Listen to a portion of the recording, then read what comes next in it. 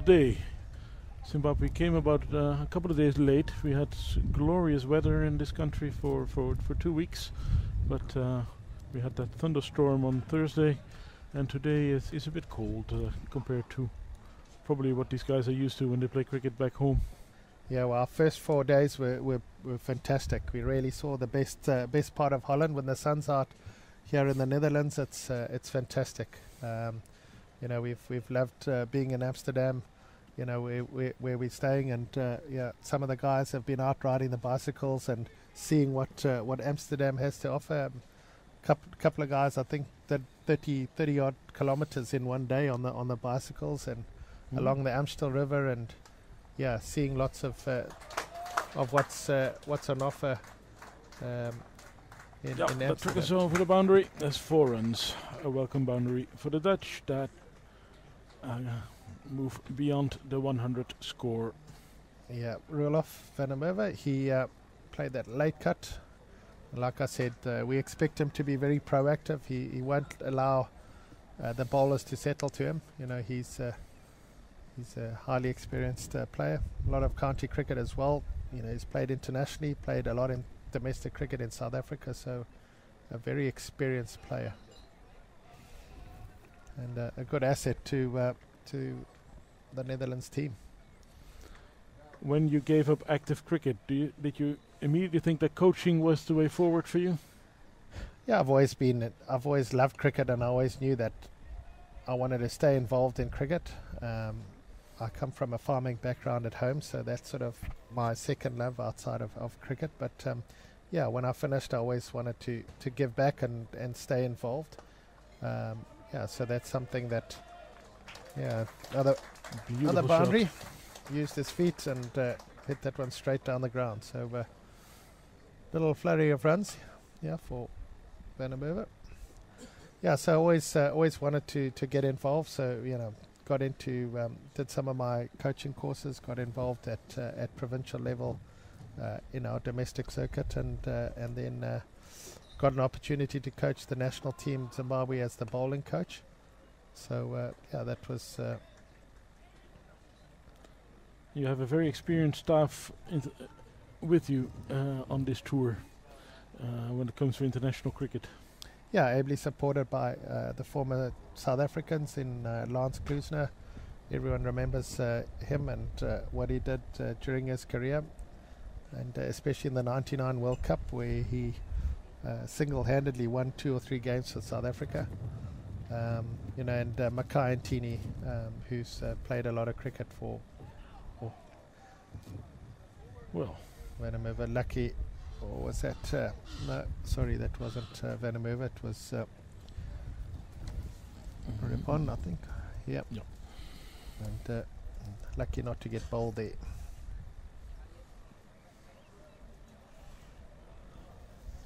Change of bowling here by the look of things. This is the previous ball. Backing away, looking to exploit that offside field which is up, and he's missed out on that. Luckily for him, didn't hit the stumps. Would have been the 3rd in 4 overs. So change of bowling here.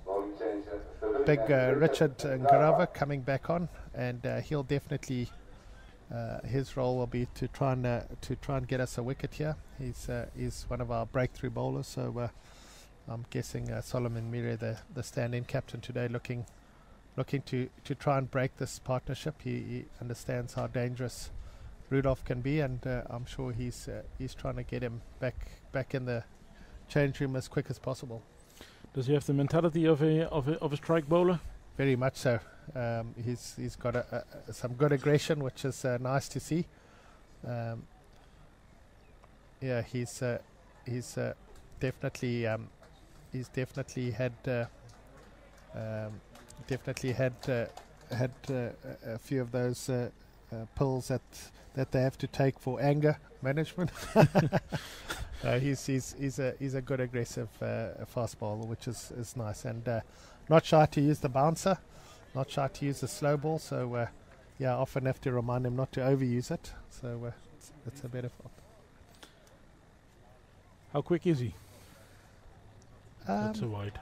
Yeah, he bowled in our last series against Afghan. He was probably bowling around the high 130s, around the 136, 137, 138 in his early spells. So, like I say, he's still young. He's only 19 years old. So his pace drops off to probably, the early 130s, around the 132, 133 in his middle spells. But early on, he's definitely got some pace. And as he gets fitter and stronger, he'll definitely, I think he'll eventually end up as a probably a close to 140 consistently bowler, certainly in the high 130s. So nice to have someone like him. He was a successful bowler for us in our under 19 in Bangladesh. Hopefully we can. Is he your biggest bowling talent? We've got others, but himself. We've got another kid. It's a good shot. Good shot out there, and sweeper. The young Tarisai Musakanda covering that.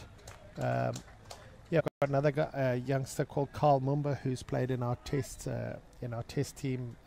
Played in our last test series against Sri Lanka and got a fifer and a fourfer. He's quick. He's also up in the 130s. Has bowled a few in the 140s. Got a natural athlete, tall guy as well. So, both these two are probably our up and coming talent. We've also got someone who's played a bit, who was called for an illegal action, who's done some modifications. A guy called Brian Vittori, left arm quick, and he's been doing exceptionally well in domestic cricket. So hopefully we can get him back on track and into into the frame. So we've got a couple of nice young quicks in the wings that we're trying to develop. Sounds like the selectors might get it more difficult and more difficult to pick the team because they got a lot of options. Well, that is a very convincing pool. 4 runs. That's the pool of players widens, especially if you can get some of these non-domestic players back into your fold. Yeah, definitely. Garava there not getting it high enough for the bouncer, and Rulof playing a very good shot. Let's hope it stays fine. The clouds are a bit grey above the ground here in Voorburg, but so far it is dry. And otherwise, Duckworth Lewis will get a say in this match.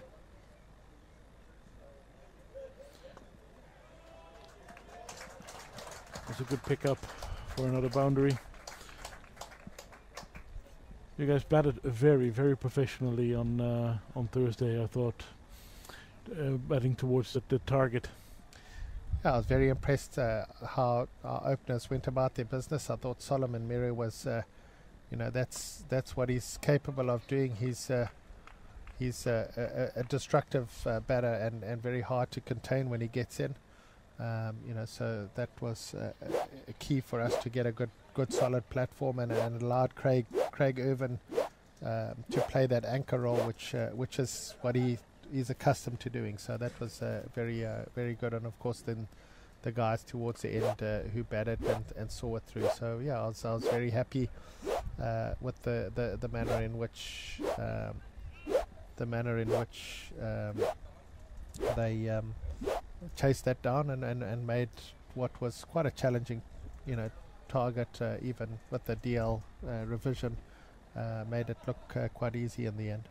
Your middle order will look quite differently today, I suppose. Yeah, obviously a little bit different, but we've got a couple of guys who haven't had much opportunity, who will be given an opportunity today. PJ Moore, the wicketkeeper batsman's been in really good form for the A team, and in our domestic cricket hasn't had much of a chance. We've had Malcolm Waller, who in his 2 games in Scotland had also got a 92.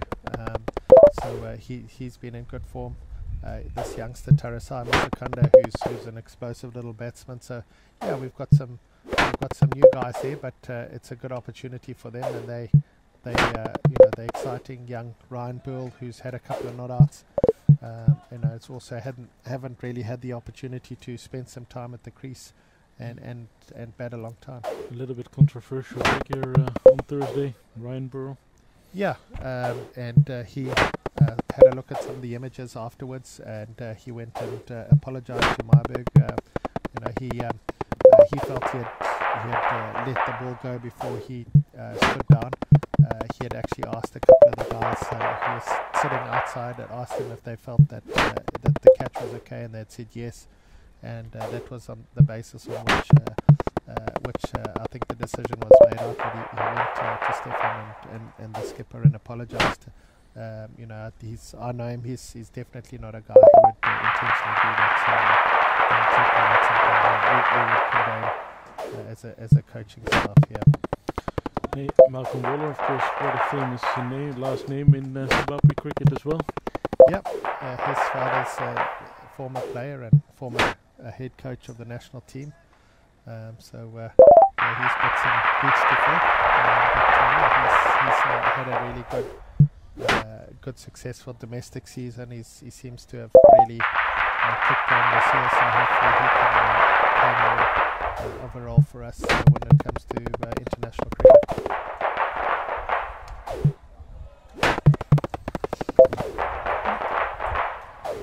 Runs are flowing at the moment.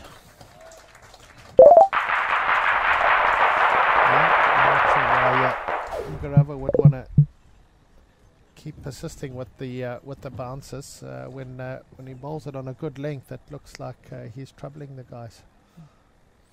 It's also of a good length that little bit of extra kick seems to be in the pitch. Yep. And I think even with the two men back, I think Rulof is comfortable with it being short. He'd certainly want it there more often than he would want it on a good length. He moves to 26 not out.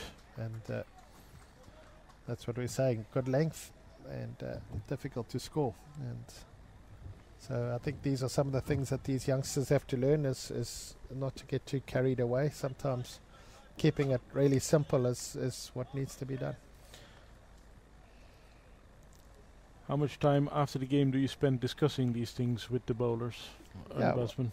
Well, one of the things we have, obviously, when with the footage that we get at most of the games, we're able to do full reviews, and show them the footage, and review our game plans against the specific batters, what we wanted to do, how did we execute, what are we looking at doing the next time.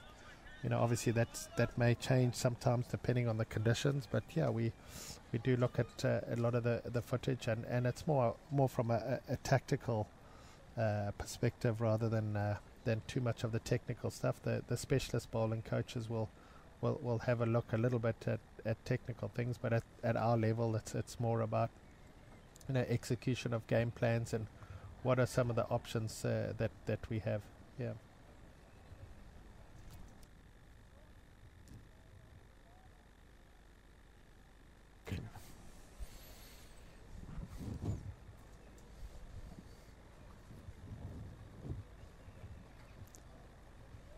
The Dutch move on to 133 for 3. Van Meer is on 27, Rippen on 12. Last wicket fell at 93, so this is developing into a healthy partnership. The Dutch middle order did not perform as expected in the second game. After the Dutch got a good start, the scoring stalled a bit under the effective slow bowling from Zimbabwe. What are your slow bowling options today, apart from Raza? Well, we've got Ryan Burl, who also bowls a bit of leg spin, and Malcolm Waller, who bowls off spin. So they are other options that we have as slow bowlers. Yeah. Raza bowling his 5th over. 2 for 23 for him so far. So not a successful performance by him. Though, you know, that adds a bit of excitement.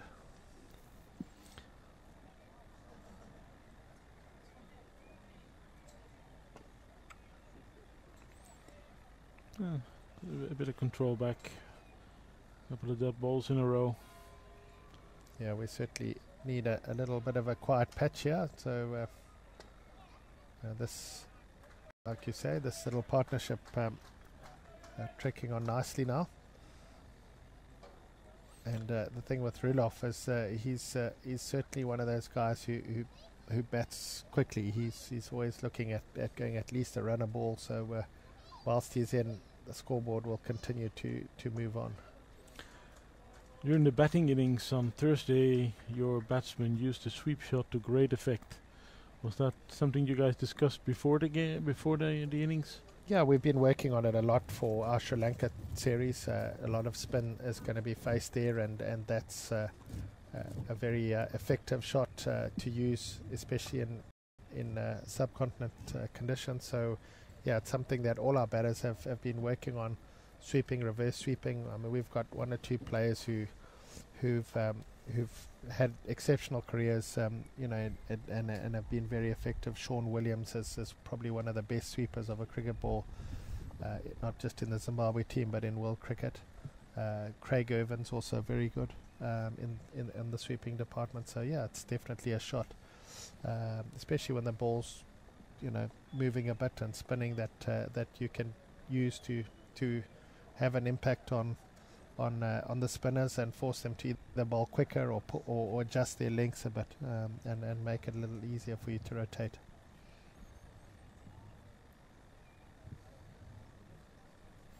So Sibaba is fourth. No. Yeah, he's coming back for his fourth over. 0 for 18 so far for him. Had a very expensive first over, but recovered later. Yeah, his last two overs he settled in nicely, so hopefully he can find that. We need to get a little bit more control back. And see, our skipper is on for somebody. I don't know who's off the field. Probably Richard and Garava. No, not sure who's off, but there's the stand-in captain, Solomon Mire. Yes, was he the vice captain? If he's the vice no, captain? actually, our vice captain is Craig Evans, also off the field. So both our captain and vice captain resting today. Well, there's a good chance for him. Does he have leadership experience in Australia? A little bit. I don't. He doesn't at junior levels and at representative levels. Back home, he did a bit of captaincy. So just someone that we just want to bestow a little bit of responsibility to and see how he fares with it.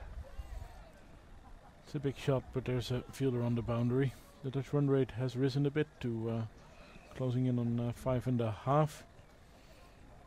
It was around 4 earlier on in the innings. All right, Yusrik, I'd like to thank you very much for joining me. Yeah, it has been a pleasure talking to you. Thank you, and thank you for hosting us here. And we're really enjoying it, and we're looking forward to hosting, hopefully, the Netherlands back in Zimbabwe when we hopefully see them later again this year. Thank you. Thank you very much. The Dutch 141 for 3 at the moment. Rolf van der Merwe is on 31. Michael Rippen on 16.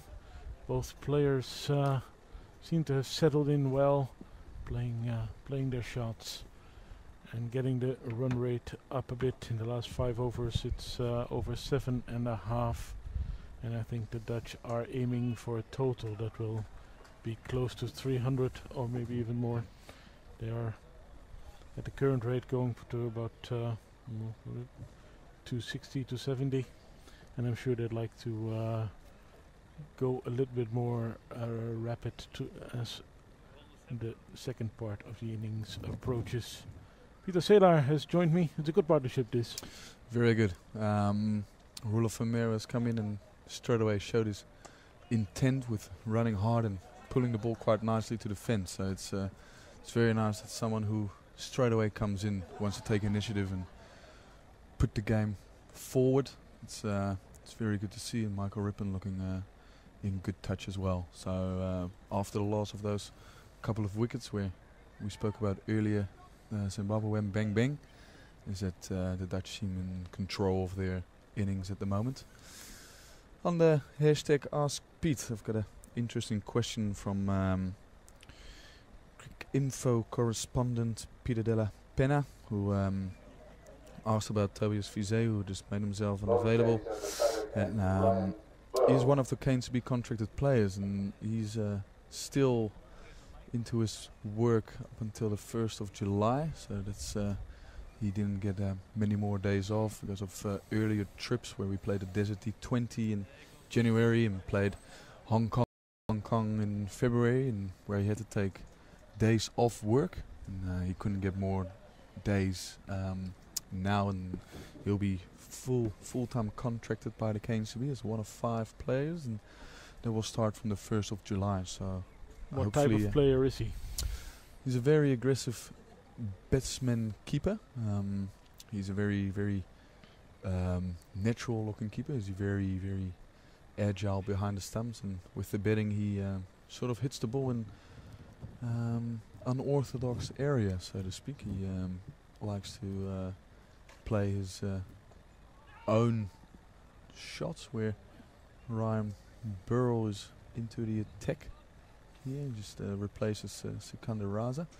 But yeah, Tobias, he likes to play the scoops and the sweeps, and just hits them in areas which you don't really expect. So yeah, it's good to see him now full-time on board, and hopefully he'll get his opportunity early, and possibly this summer when we play the UAE in a couple of weeks' time. If you can pick up a boundary early, and you can just see the offside there now, well and truly packed. All those 4 players up and inside the inner circle. Continuing trying to temper out to go up and over the offside. And they know that she likes to get the bottom hand in to go to the onside. His coach Heathcote was very positive about his performance, both on Thursday and today. Kind of shot as well that we just saw there from Poonam Raut, that Mitali Raj can play as well. It's a classical inside out. Sets the Dutch back. Over extra. It's the spin again. Yeah, it's a shot that has well and truly advanced its way into the women's game over the last 5 or so years. One of the players I love watching played as Meg Lanning from Australia. Very well with a couple of chip shots over mid-wicket. The leg spin of Ryan Burrell it is at the moment. And even that frustrates me a little bit. They're just dawdled through for that single now.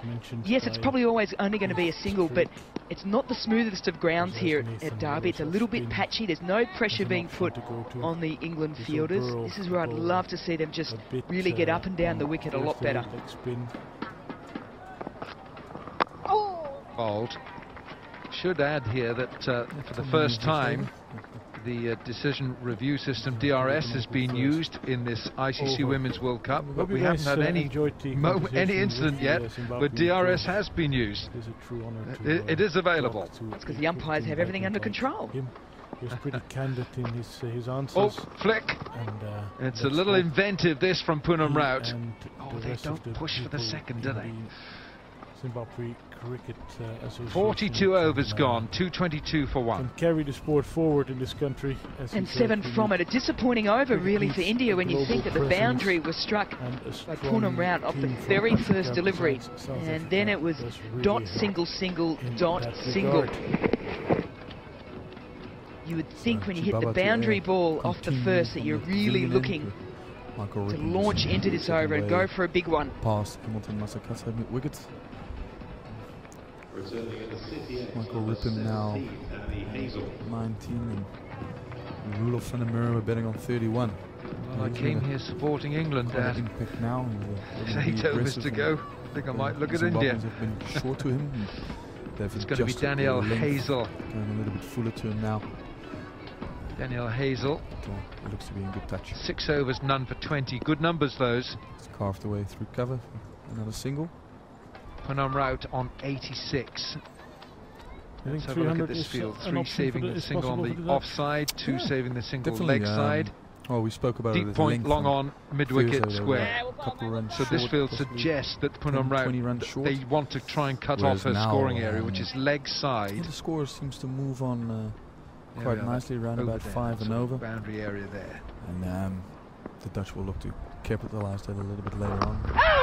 As we saw on Tuesday, big shout from the bowler, but nothing from Sarah Taylor, the keeper. The innings, and could this be it? Are they going to call it? Potentially the first option for DRS. The last couple of overs, and they want to keep their wickets in check, so they can start the onslaught. Predictor there said 270. 42nd, 43rd 270. I still think in their mind they're thinking beyond that. So far the weather... There's a fielder there, and it's gone. Danielle Wyatt takes a good catch. And Hazel strikes. And the end of a fine innings for India. Poonam Raut. She's gone for 86. What an innings, and a good catch to end it. Fantastic innings, and I think most of India would say, no, good on you. You had to bring out your release shot. They wanted to power on. Unfortunately, though, can't find the gap. Oh, it's a safe pair of hands.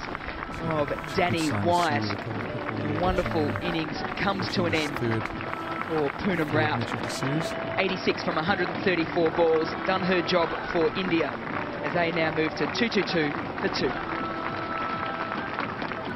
At Homebase, we're all about low prices so you can update your home for less. This Rhino Hover Lawnmower only £99.88. And this Outback 3-burner gas barbecue, just £199. This Bayfield 4-seater set with parasol, only £179. And this summer hanging basket, just £9.97. Homebase, always low prices. And that is the honest player gets up in the morning and looks himself in the mirror and says, I'm going to get better. An appeal for caught behind, then he's gone.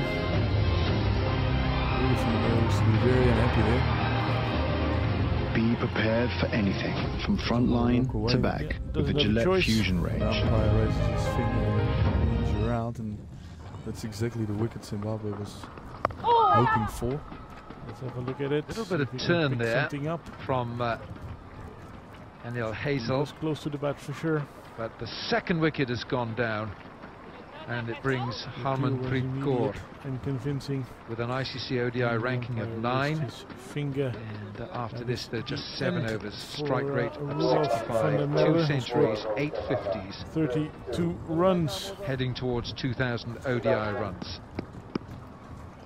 There's a bit of applause. Just moved to the edge of my seat a little bit because I'm excited to see her very good out innings, in the middle. But as you mentioned on Thursday, when you get into the 30s, you want to reach 50. We had a Richie Benno moment there, Mel, didn't we? The wicket going down at 222 for 2.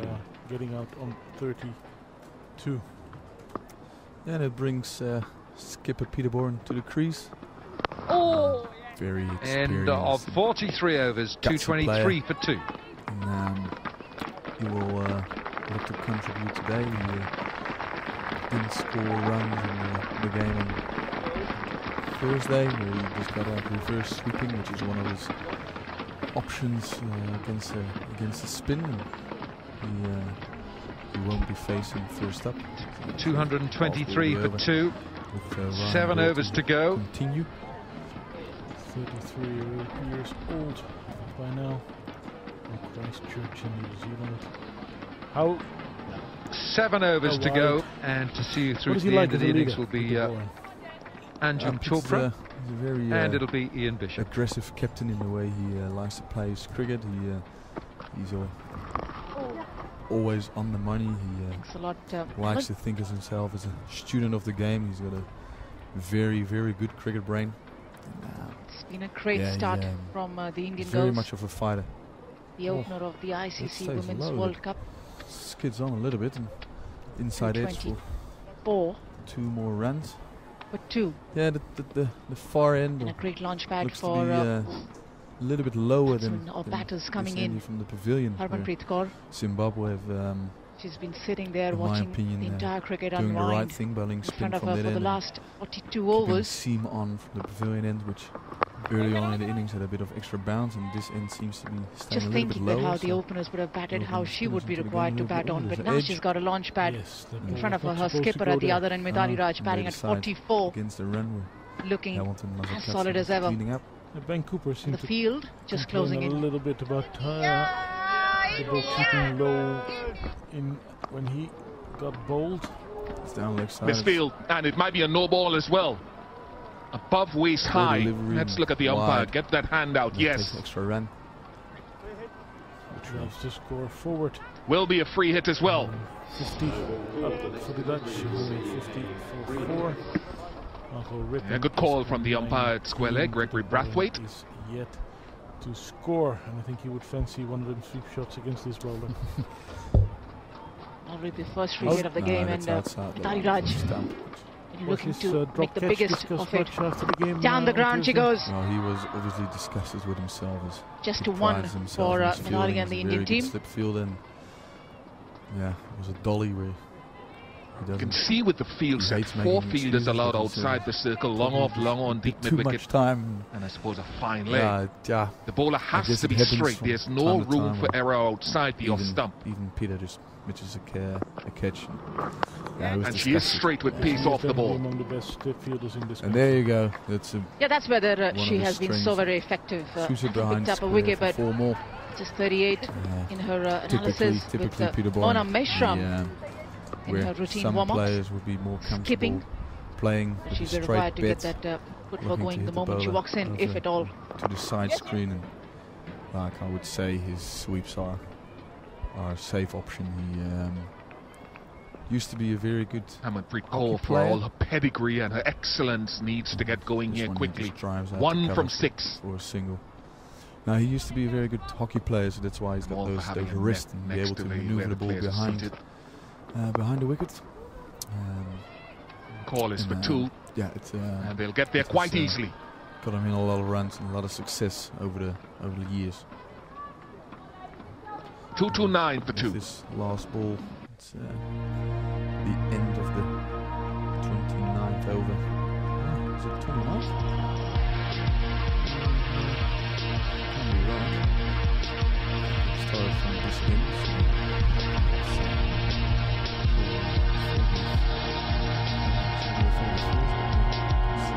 Introducing the new Mercedes-Benz E-Class Coupe. Also available with 4MATIC all-wheel drive. Yeah, Peter Bourne just come to the crease. He's betting on 5, and Michael Rippon betting on 19 of 26 balls. There's 10 runs off that over. A pretty successful one for the Dutch. Here's Chibaba continuing from the pavilion end. 1 for 24 of his 5 so far. Quite a similar plan for Hazel bowling from the city end as well, with those 3 deep fielders leg side. The wind though helps the big hit to be onside. Oh, she gives room and gets away with it. Yeah, the intent was clear. She made room for the offside and tried to penetrate that gap between cover and extra cover fielders. Wasn't successful the previous time. Some experience before they head off to Sri Lanka. We'll just collect a single this time for Mithali. Just get a feel that English bowlers have managed to put, if not the entire screws, but just managed to hold back this Indian lineup from really going out there and exploding. Go on about it now. 30 overs gone and 20 more to play. Long off has come up. Sweeper has dropped back on the offside. We will sit them back a little bit. The Dutch do bat. Yeah, the boundaries haven't really flowed. Batting lineup in this final phase of the innings, not yet anyway. Yeah, I mean, Logan van Beek has been in good touch with it. Taking pace off the ball has really in the first game and been right on the money. 30 odd the next game where he she's cut down the pitch because she needs to get the gaps straight and young Sikandar Zulfikar to target coming in at 8, the English bowlers, as we saw and she picks up a boundary, and that's it for another 50. Yet another 50 for Mithali Raj, the captain of the Indian team, leading by example. So many times she's seen her dressing room stand up and applause her effort.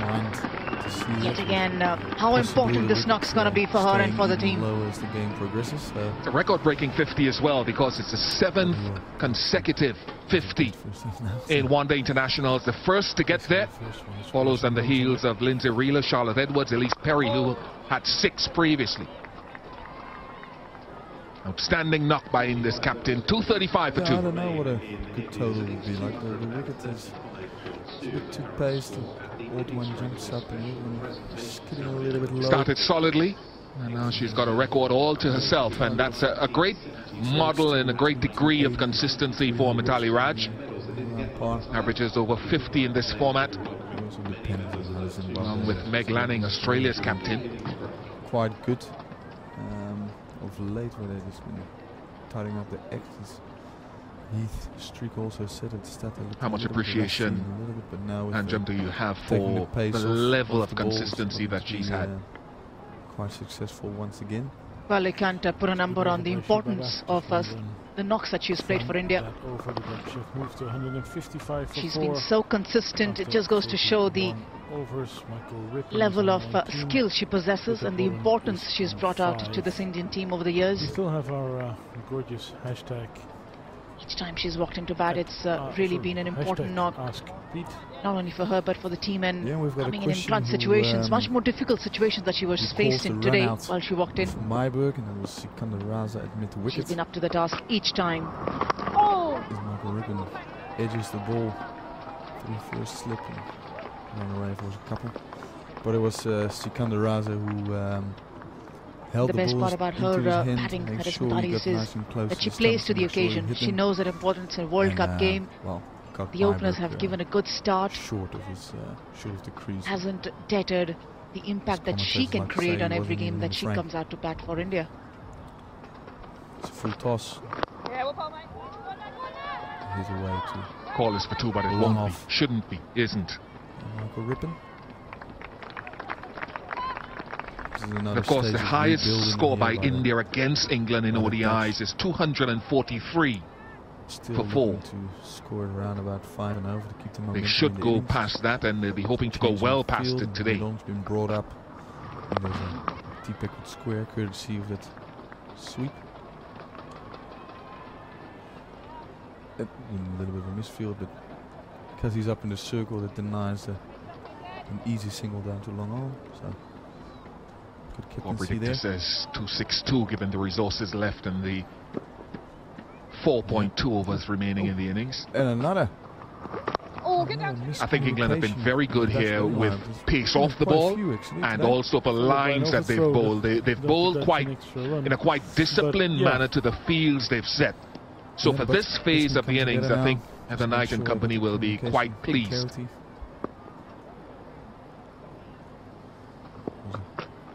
The glove punch, which it's a big wind up there, down the ground, races on, well stopped by Shiva. Only 2. 241 for 2.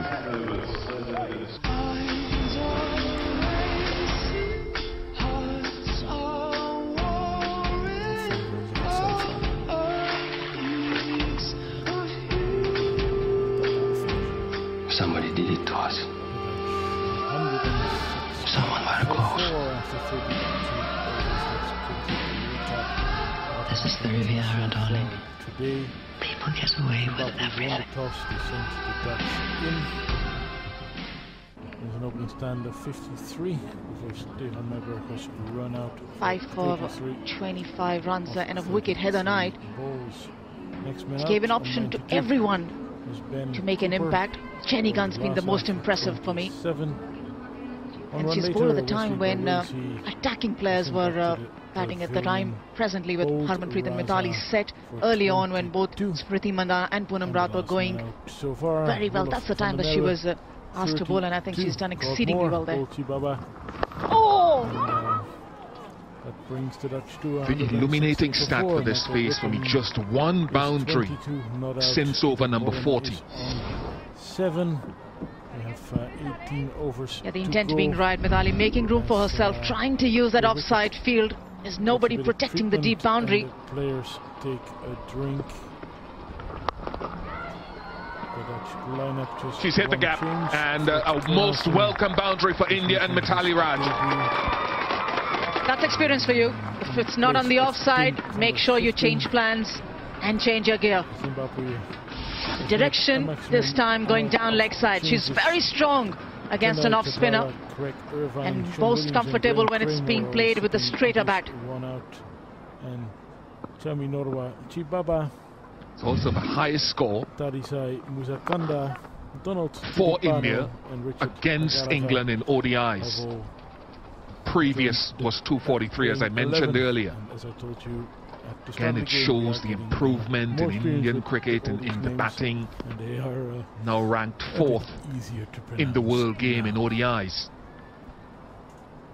Yes, and the improvement over the years playing international cricket throughout. Ask any questions, use the hashtag ask. Had to go to Sri Lanka to qualify for the ICC Women's World Cup after finishing outside the top 4. Went there and won the championship, beating South Africa in the final on the last ball of the over, of the match rather. On the scorecards, it's took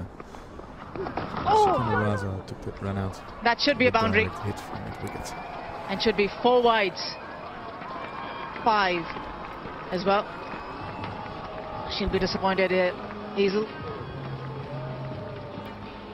What have the Zimbabweans got in store now? With, already used 7 bowlers so far.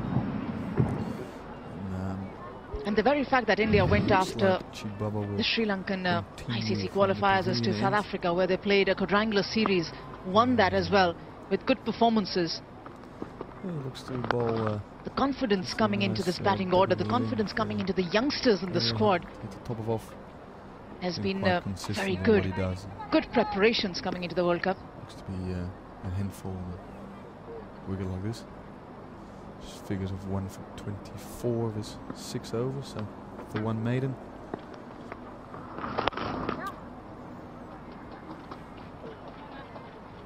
.250 came up in the course of that over, an expensive one. 12 off it, 253 for 2. A lot of young kids on the boundary playing cricket. Had a very brief chat with Roland Lefebvre. It's been a good surface as well, the ball. I think the ball just starting to hold up towards the back end of the innings.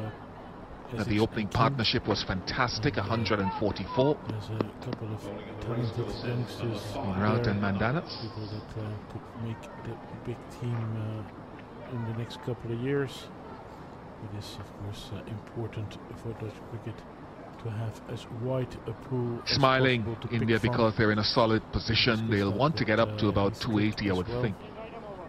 And one of the impressive things again about Indian cricket and this India's women's team is that they've won 17 of their last 18 one-day internationals. That is a phenomenal run to go on over a prolonged period. For the Netherlands, but also Tom Curran, who made his debut yesterday for England. Yeah, that's outstanding. Grandon, he said the more of international exposure that a team gets, with seniors out there, seniors like Mithali Raj and Jilan Goswami, still playing for the Indian team, with the youngsters like Smriti Mandana, Deepti Sharma coming through the ranks. And this performance that is backed up, it just gives the strong foundation going forwards as a team. Square leg, and the pitch looks to be the only thing they'll be looking forward going after this World Cup, or probably from this World Cup, is maintaining a healthy core. Especially from the pavilion end, and where he's now looking to brilliant. Seems to skid on a little bit more. A typical example, Harmanpreet Kaur, of the power now evident in so many of the talented women cricketers. Yeah, she sensed it well, and it's just going down the wicket. She's bowling very much in the line of the stumps. All she has to do is get the power behind that shot. Look at that bat coming in. For another single. What excellent flow of the cricket bat. That's the power that Harmanpreet generates every time she plays an attacking shot. Easy calculations turn out to be about 250. So you would expect a bit of a rise of the scoring tempo. Yeah, I think that will look to accumulate it around about 5 and over for the next, well, let's say 10 overs.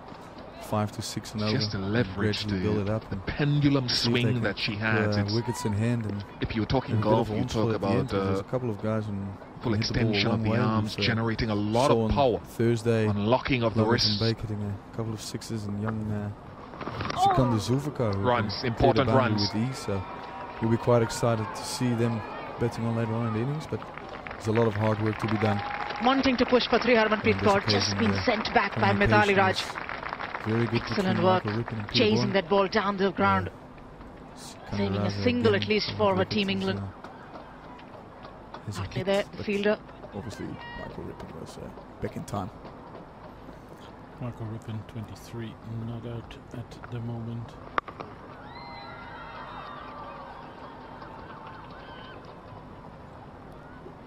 Nine runs coming off the 48th over. 262 for 2.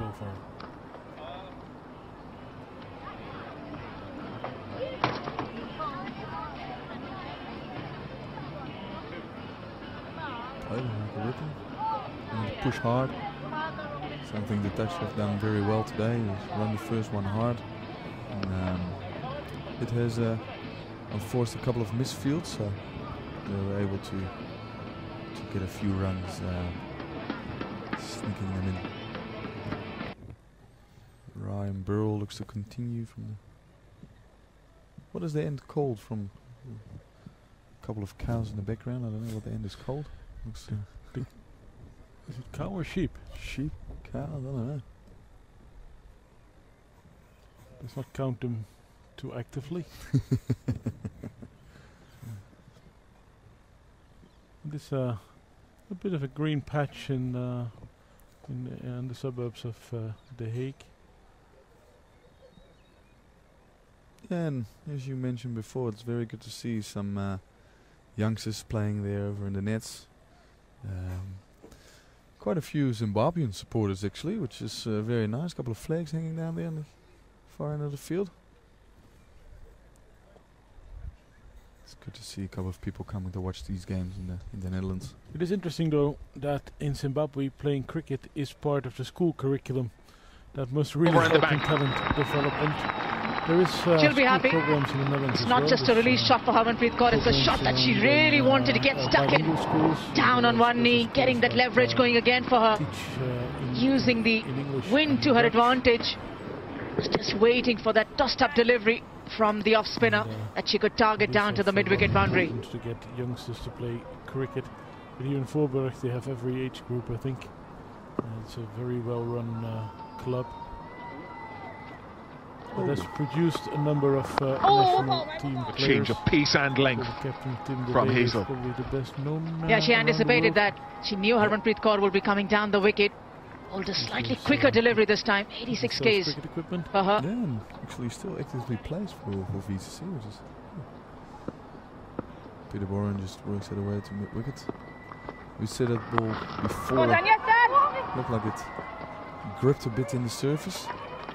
It's the first ball actually seen it good running. A little bit. Slight fumble down at the boundary end. Michael Rippon with the, Danny White there, and Harmanpreet Kaur asking a skipper to come back for 2. Will have an important role to play later on in the innings with his bowling. 34 overs 50 gone, partnership came up that last delivery. 4 the score. Not hit well enough. Michael Rippon is 25 not out. Peter Boren is just the reason I say that an Indian team has an opportunity of going in excess of 274 is the fact that they had a solid foundation. 20 runs now. From there on, if you sense the 25 over mark, they were nearly at 130, 135 runs. There's that extra bounce again. From there on, if you get towards the end of the innings, with that point of time they were that lost, you would want to not only just double it up, you would want to go beyond that.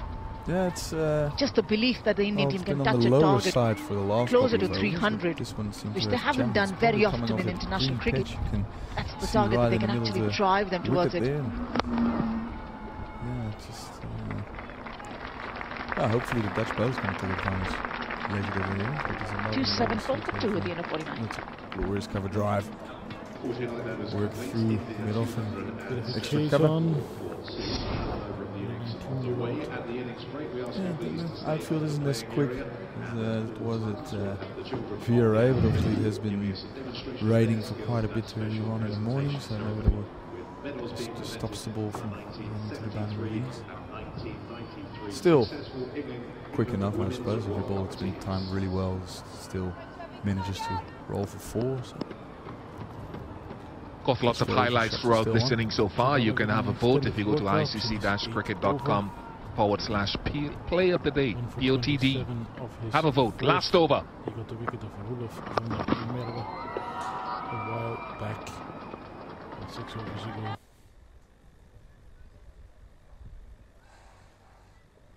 Yeah, Peterborough just looking quite solid here. Just captain's innings is required, as they like to say in cricket, and takes his time now. And 9 of 21 deliveries. Ooh, there's a short ball by Zimbabwe, just had a bit of a stare, which is always great to see when a pace bowler just gets it up around the helmet area and just follows it up with a stare, a couple of words probably, a bit of aggression. And Peterborough just getting out of the way of that one. It's not been called one of the overs, so still got 2 up his sleeve. Oh, no ball. Oh no, it's a free hit for Peterborough here. I wouldn't be surprised if he would get on one knee and slog it over the mid-wicket fence, but that is his favourite shot. Definitely is. But with this field Chibaba's got, he's got a fine leg, a third man, and a cover boundary, so you would assume he will bowl it into the deck.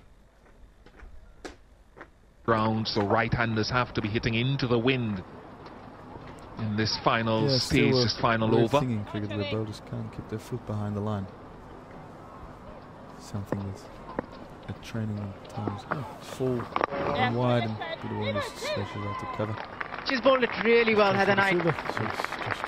Being thrust with the responsibility of bowling more overs, especially after her lead. Yeah, in trainings now, I think pace bowlers were not delivering early on, coming back and bowling a 7 overs. Had a success as well early on, Smriti Mandhana. Obviously with the free hits, lovely over she's coming on to bowl. Can hurt you pretty badly, and also for the confidence. Into the wind and taken. It's a good catch by Catherine Brunt, and it's the end of the innings and also the culmination of Mitali Raj's knock. India finish on 281 for 3 from their 50 overs.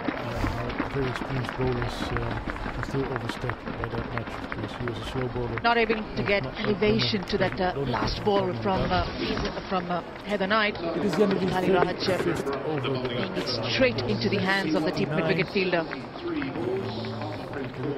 Straight in, and Catherine Brunt, who's had an ordinary day with the ball, doesn't miss this catch.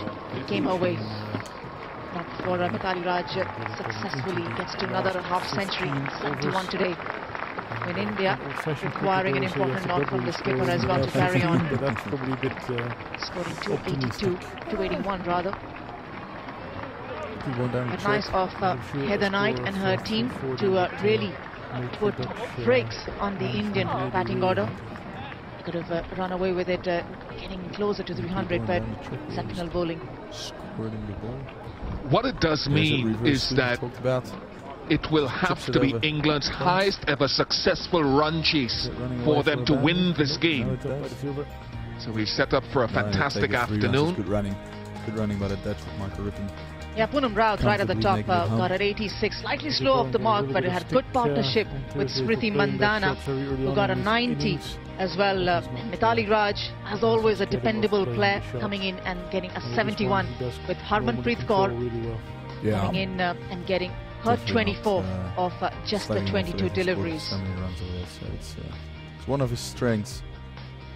For England, the bowling didn't start out that well. Frupsell went at over 6, Brunt went at over 7, the most expensive of the bowlers. 2 wickets for Heather Knight. And a good economy rate for gun there, going at just over 4.5. Reverse sweep at frame. It's quite a safe option. You do get a. Let's go downstairs to Melanie Jones. Ryan Burrell being used a lot. He's in his fifth Smriti Mandana, 90 of 72 deliveries. I'm going to have to start with an apology because I did the commentator's curse and I said to all of India, put the TV on, it's going to be fantastic. So I apologise. No worries, no worries.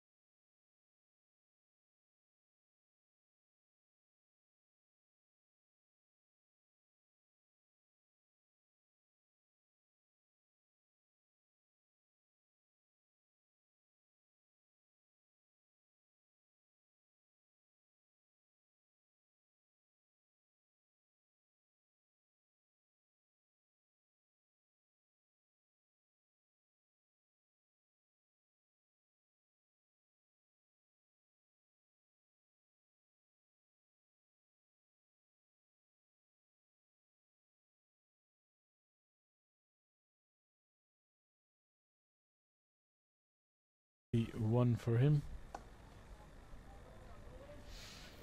We've got another question here on the hashtag Ask Pete from John Siste, former player and I think captain from VCC. Is now watching the game in Australia and looks to be like a slow ground field bounce, and score of 270 should be enough. I tend to agree with you as the wicket goes lower and slower as the day progresses, which is a common thing in Holland. And that's a big shot.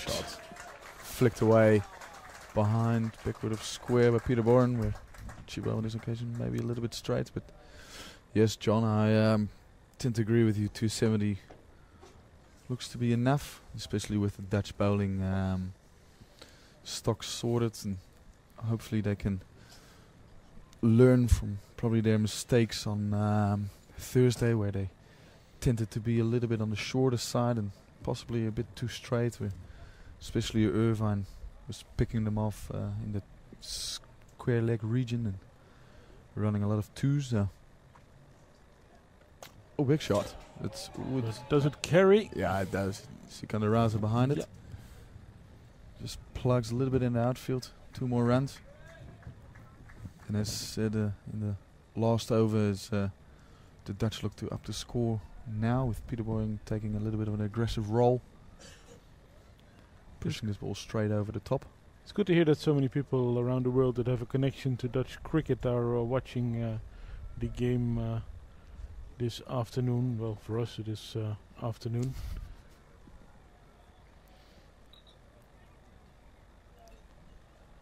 It is the second stream, and it comes to you courtesy of the KNCB, the Royal Dutch Cricket Association. Yeah, great initiative. A lot of short ball Bourne looks to be in trouble. Falls safely. But no one there. Risky. Square. Got a lot of positive response after Thursday's game. That was really nice to hear for everybody involved. It was a good game to cover as well. Just like today, there's barely been a boring moment. Also very good on Thursday of the Dutch national coach Ryan Campbell joining us, and today we've had Heat Streak. So it is really good to hear their perspectives on this series, but more specifically on their team and the development of their team towards those all-important World Cup qualifiers. As mentioned on Thursday, these two teams are competitors in a battle for the last two spots in the World Cup. The setup has been changed by the ICC as we move towards the next World Cup. No more automatic qualification for all full members, and possibly a better chance for the associates to battle for a spot, but there are fewer places up for grabs. Yeah, which is also quite interesting now with 12 full members as of Thursday, with Ireland and Afghanistan gaining full membership. So obviously great news for them, and I think for the global game. See the ICC expanding the full members with 2 more, and it's great news for the entire cricket community, I suppose. In the meantime, Ryan Burrell in his 6th over, not for 20. It's pretty economical, actually. And there's the slog sweep. Yeah. Yeah, you had been waiting for it. Yeah. And there it is, and very effective. Yeah, they brought mid-wicket up, and another guy here at point, and Peter Bourne takes full advantage and slog sweep this over the mid-wicket cow corner area, and that's one of his strengths. Yeah, I'm actually knowing Peter Bourne quite well. It's just leaving that gap open is a bit of a chance you take, but obviously with this wicket skidding on, you still feel you're in with a chance. But Solomon Mira, acting captain today, walking over to Ryan Bill, have a bit of a chat, see if they can change something where mid-wicket is now out, and they have to bring someone up. Yeah, mid-on will be brought up, which I think is a better move for Peter Bourne, who will look to go over mid-on now. Knowing Pete, he will look to take the game in, or maybe a reverse sweep down the track. Ooh. Ryan Bill was up to the task, but just a single there to short 45, where Christopher Mpofu does the clean-up job. The score moves on to 189, and both batsmen are exactly level at 28. Even strike rate, they're not that far apart. There it is again with the lack of bounce. Hopefully the Dutch bowlers are taking notice of this. Which bowler would specifically be licking his lips? Well, I think Roelof van der Merwe will be quite handy. I would assume he will bowl from the same end as Zimbabwean spinners have been operating from. He will look to get the bolts and LBWs in from that end, skidding the ball onto the pads, and probably Paul van Meeken, with his bounce, but he's also very capable of bowling cutters, and if he gets one to shoot through and the other one to stay a little bit lower. But as mentioned on Thursday, where I was surprised Peter Bourne didn't get himself into the attack, where spoke to him after the game and after he dropped the catch. It's like, it wasn't my day, which I always think, well, if you're an all-rounder, you can.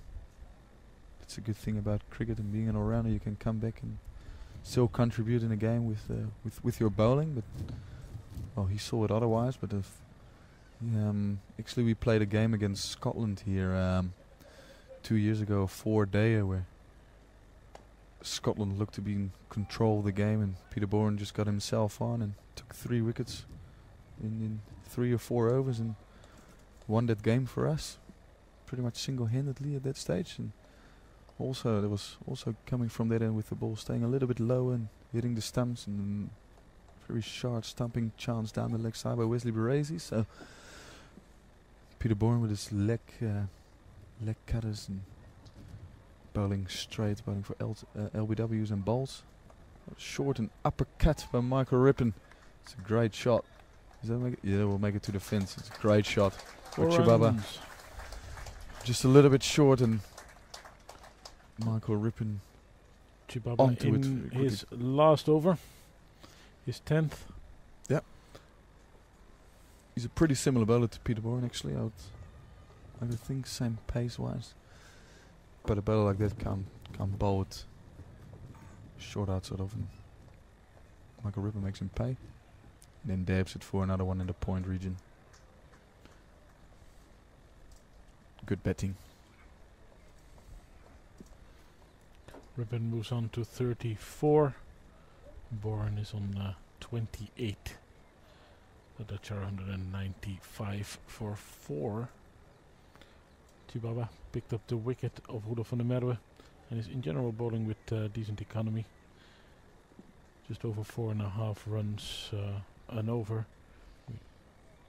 And there's another one. Just glided down the third man. Another single added to the total.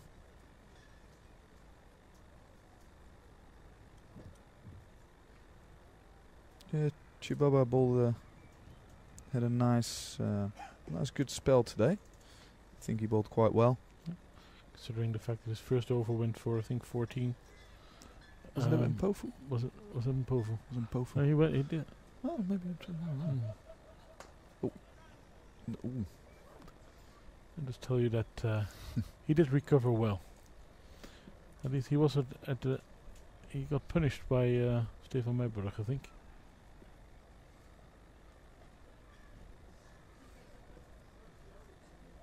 Yeah, well.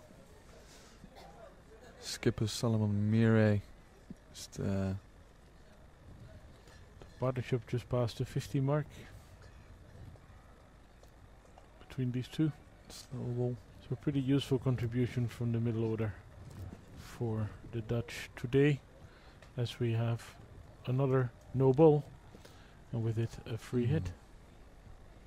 Yeah, it's the second one of today. I'm sure bowling coach Kai Tini will not be too happy with that. Well, I'm sure Lance Kloosner can tell him a bit of story about bowling. He was people remember him for his long hitting, but he was a very, very effective bowler as well. It's a free hit, straight up in the air. And just it drops. Will they come back for 2? Yeah, no, and it stamps. Easy 2. And for Michael Rippon, who obviously can't get out, only ran out to the free hit. So that's the end of Chibaba's spell, with a single wicket of his 10 overs, costing 46 runs.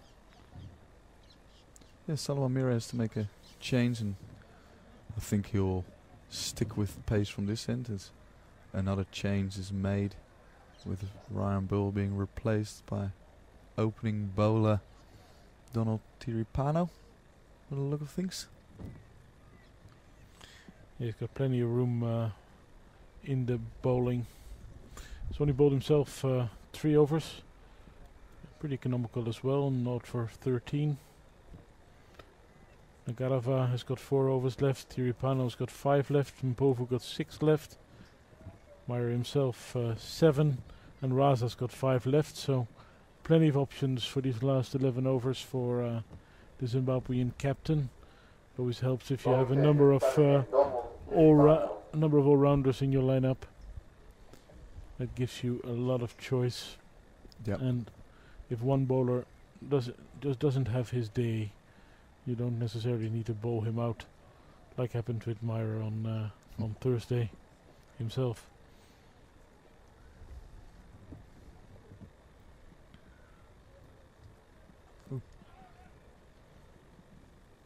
Good start for Thierry Pano. Yeah, we looked the ball a little bit of a fuller length. Actually didn't bowl too badly. Figures of number 20 or 5 with single and maiden. Yeah, I'm interested to see what Peter Boren is looking to do here with field up straight. Oh no. That is in the air. There is a fielder under it. Around. Ball is swerving a bit, Hodges. but he's taking the catch, and it's a good catch. Yeah, it's a bit of a shame. He looked to be in good touch, looking to be aggressive. But this is a case again of the Dutch going too hard too early. This is when I spoke to Ryan Campbell earlier this morning. He would like to see the Dutch take it a little bit deeper. And the wicket falls in the 40th over. Good partnership though, but 54 runs. Yep. But it is the end of the Dutch captain. Scored 29 of 39 balls with 3 fours. And it is the first wicket of the day for Thierry Pano. Yeah, they've all been small. There's a couple of 15 run partnerships with the opening partnership of Myburg and Baresi worth 53.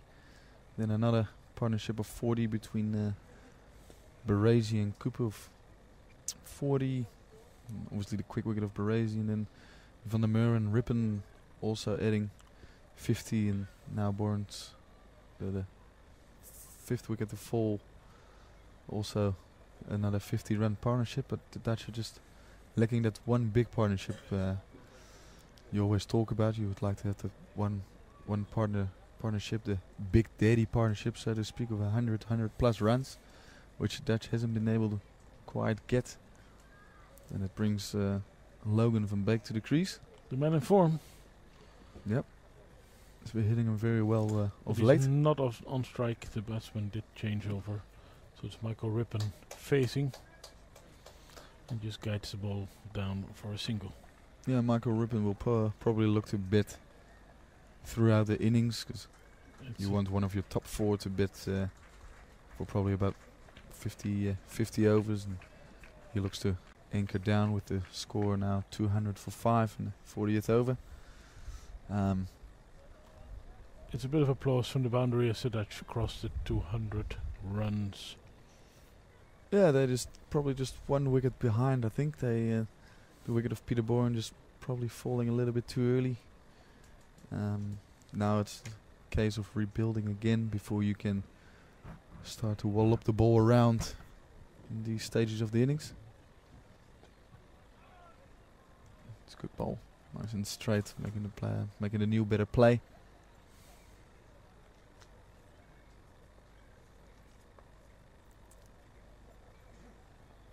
Yeah, it's not a bad bowler, this Thierry Pano fella.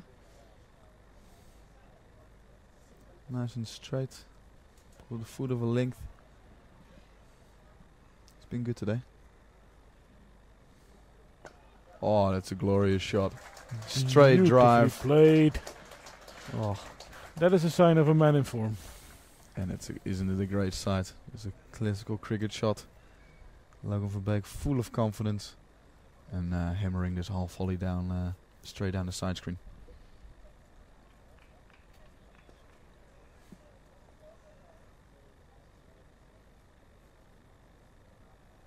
Yeah, it's very nice to have a guy like him coming in at 7, who just looks to be positive from the word go. It's got a nice shot. Oh, that's again another half volley. This time a little bit higher. The take on the arm. Oh, direct hit would have been close. It's again Sikander Raza. Can't keep him out of the game. Wickets, runouts, runs. Oof, how close would that have been? Can we possibly get a side look of that? Because there was some very good fielding with a strong arm. Don't think it missed the stumps by too much. In the meantime, Christopher Mpofu takes the ball. I think And that's Huub Janssen signing the third power play, which means 5 men can be on the boundary now. And you only need 4 guys inside the 30-yard inner ring.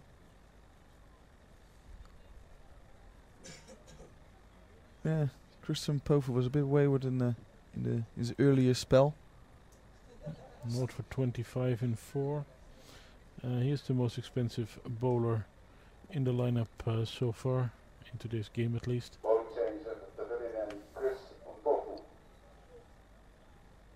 Yeah, he didn't come back to bowl at the end on Thursday. Maybe just the one over where the Zimbabwean skipper then, Graham Kramer, is stuck with his spinners towards the end.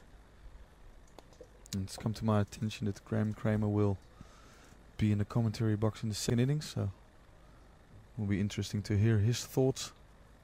The captain of the Zimbabwean team, and see how he feels about his time in Holland, how his team has played, and obviously looking forward to the Sri Lankan series. I must say it is really good to hear how people cooperate with this stream.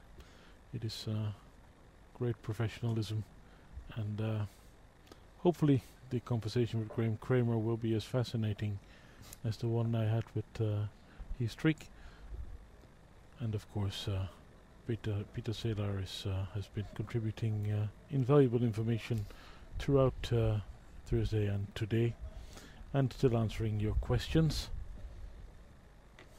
Yeah, don't forget the hashtag AskPiet with P-I-E-T if you want to know anything about the game involved or anything about Dutch cricket.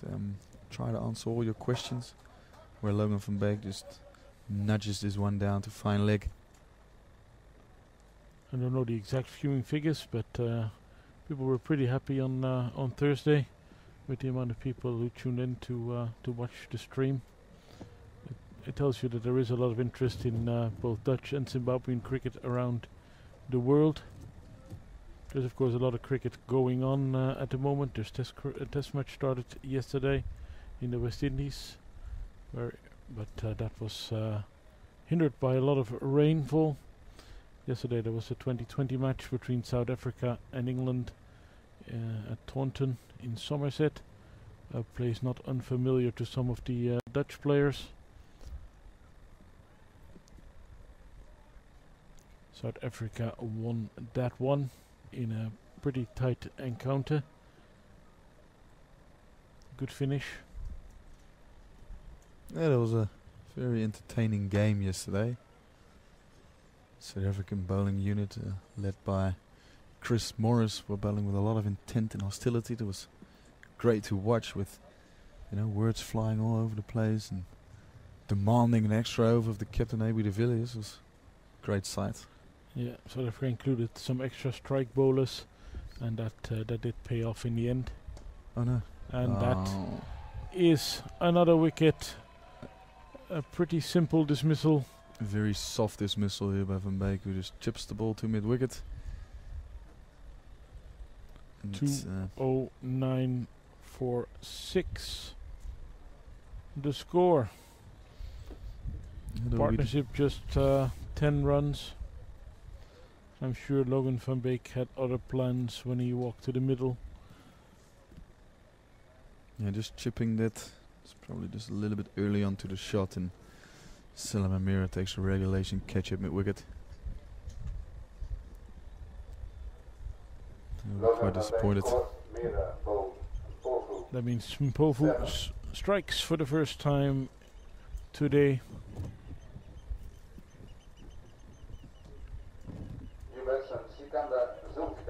Yeah. And Sikander Zulfikar, the Dutch youngster, is the new batsman. Well, it isn't a good moment to come in, I suppose. Yeah. With just over 9 overs to go.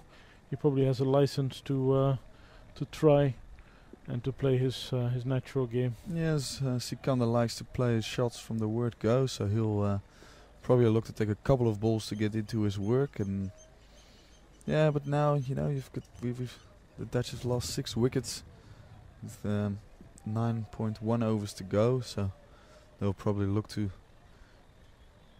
rebuild just for a little bit, because these last 2 wickets will hamper the start of their onslaught, which as Thursday's game also cost them a couple of runs probably, and now they're in the same boat, so Sikandar will probably look to play a couple of balls to play himself in, and hopefully will look to go big a little bit later. Did that run rate? Oh, ooh. Well, how costly is that going to be? We're probably going to go down as a chance. It's always difficult as a seam bowler following through and getting the ball in especially if you're tall as well. Yeah, coming down. It's a long way back to the earth. The Dutch run rate has edged above 5 again. Yeah, just a little period with Boren and Michael Rippen batting nicely with a good intent. But these 2 wickets will hamper that run rate a little bit, where I would say the Dutch will look to score 70 or 80 of this last 10 overs. As John Sist mentioned earlier, around about 270, 280. 280 would be about par, I think. But yeah, now you've lost 1 wicket too many. And it's still Donald Tiripano to bowl. In his 7th over and a big shout, but the umpire is not interested. Probably hit him outside the line. I think so. Yeah. Donald Tiripano, 1 for 27 of 6.1. Let's have a look again.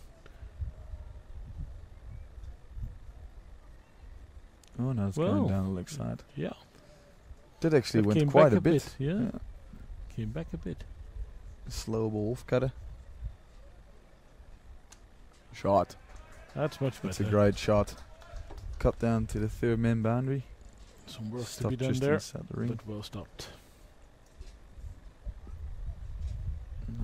2 runs added to the total. Yeah, Michael Rippen will look to bat throughout his 50 overs and be the constant factor. And Sikandar will, I would say, have a couple of overs to get himself in, and then we'll look to capitalize a little bit later on. It's another single who's been using that option quite well and looks to take on 3rd man and another 2. That's good running. Is there a rookie initiation system in the Dutch national team, or is that a topic that is not to be discussed? Well, there actually have been. Earlier on we had a master class of jokes by Daan van Bungen, who used to play for the Netherlands. He was quite the funny guy. Oh, slow ball bouncer. Is it a white? No. Surely. Oh, yep. They give it a white. It is in the end. It was very short. Bodo was very disappointed. Yes. Michael Rippen walked towards him.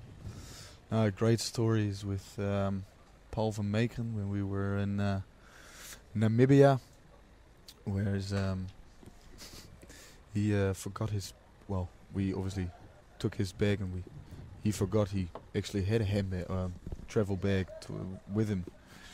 And by the time we got to Namibia, he realized he forgot his hand luggage, and Daan van Bungen wrote up a note saying that the South African Airways found his bag and made sure he had to travel down all the way to the airport in Windhoek. And, the name, it was signed off by K. Luns, which in Dutch means Kluns, which is a bit of a like a goofy bit of person. So he could have got there, and it was actually went all the way to the airport, and we actually managed him to get him go into his Dutch kit. And yeah, it was quite a funny one. And some other stories, but yeah, that lately hasn't been quite the case. As Sikandar here gets off the mark with a pull shot. A bit of bent in the changing room has, to be honest, gone down a little bit. Those things, but maybe for Fred, who is a very nice guy and would probably believe anything you say to him, so I wouldn't be surprised if he would, and another hit at the stumps. But was that Malcolm Waller allows the Dutch to come through for another run. But yeah, with Fred, maybe because of being such a nice guy, could be taken well advantage of. But not quite sure if that will happen. 8 runs of that over as the Dutch move to 217 for 6. Michael Rippen, the mainstay of the innings, 43, not out. And Zulfikar is on 1. 42 overs gone here in Voorburg, as the weather is still holding out well. Hopefully we will get a full game.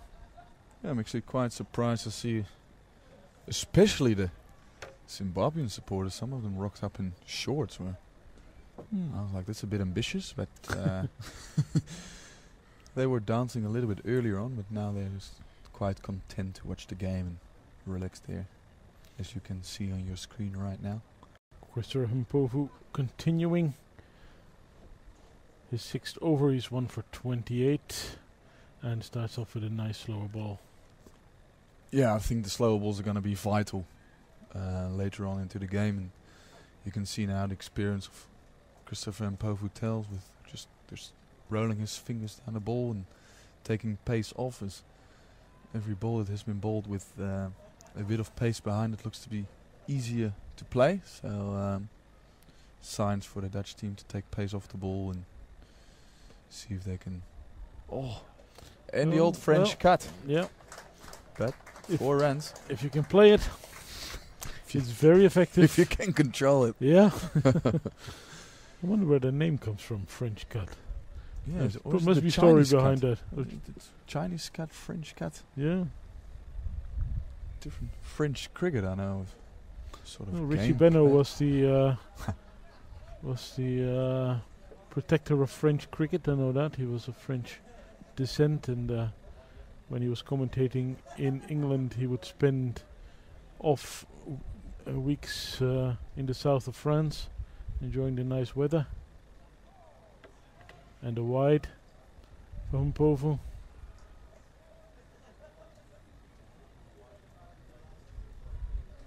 Yeah, it's good to see the scoreboard keeps ticking over. Yes, double Nelson on the board right now, 222. The run rate still a little bit above 5 and over, so the Dutch will look to capitalize on that. But possibly not the time right now, losing their 6th wicket. There's just a little bit early. Ooh, there's that extra bounce again, randomly. A little bit of movement as well. Smile on the face of Christopher Mpofu. Seem to enjoy that a little bit of a delivery. Yeah, signaling to his captain that the cutters seem to work. And maybe he wants a change in the field, or looking to roll his fingers down the ball.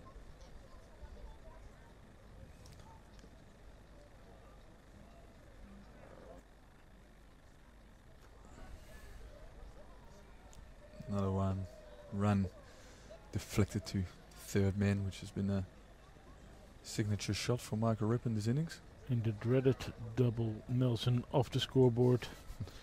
It took me a long time at my own club to teach the person who changed the scoreboard to never put the 111 to 22, and on a very rare occasion 333 off the board. But of course, with electronic scoreboards, you don't have it. You don't have a choice. It's a good single there towards cover. It's kind of just pushing that away into the cover region and taking a single.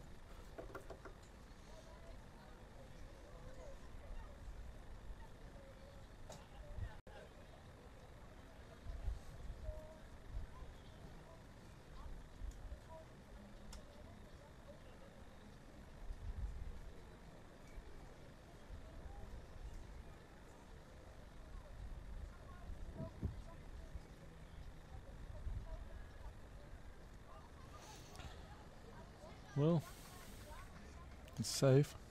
Peter Moore around the stumps. Pretty agile. Pretty Peter Moore. Well, he's been very good actually the last couple of days, and yeah, it looks to be a fine wicket keeper there behind the stumps. We haven't seen him bet yet. The Zimbabweans only lost 4 wickets on both occasions, so we've only seen the top 6 at work. He will probably get a chance today if the head coach is to be believed. Well, there's 43 overs gone. The score is 225 for 6 with the Dutch batting first after Zimbabwe won the toss. Zulfikar is on 2, Rippon on 49, and we're going to get a bowling change as the captain brings himself on again. He has so far bowled 3 overs, not for 13, so this will be his 4th as Zimbabwe use pace to finish this game. It looks like where they opted for slow bowling a bit more on Thursday, but with 2 of their main slow bowlers out, that does make sense.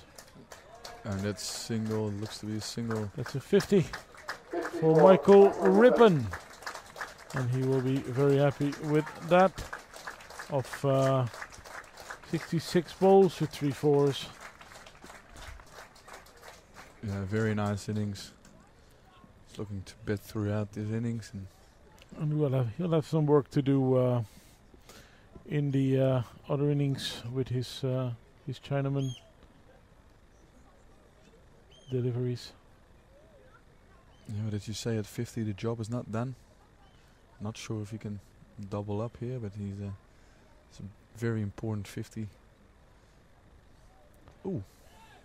Does he have the real big shots, and where are his favorite areas?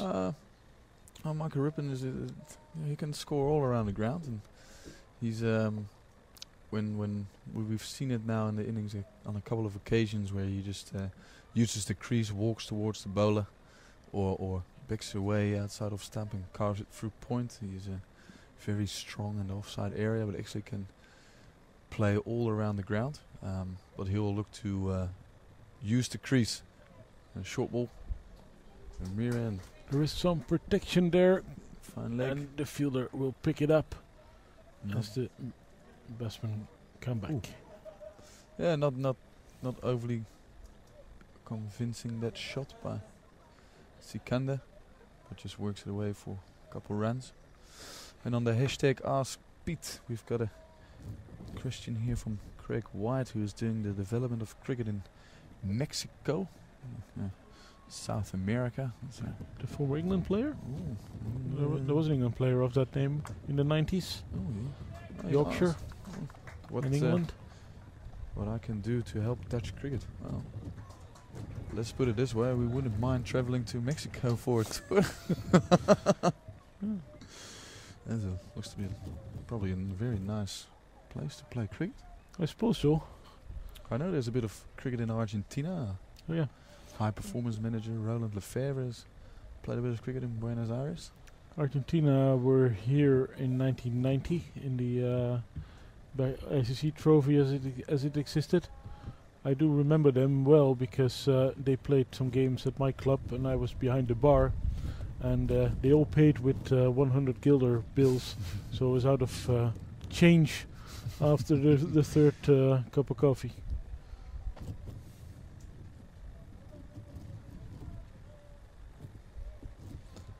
I think they actually played Zimbabwe at our ground, but I'm not 100% sure. I would have to check that.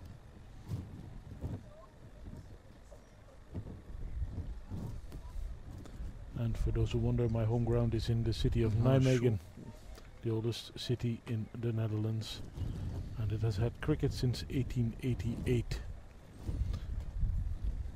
Yeah, Mira here, bowling another short ball to Sikanda Zulfikar. Wasn't quite convinced with that pull shot, but this ball just down the leg side, and umpire Pim van Liemt is just signalling one from the over there. And he has to bowl that one again.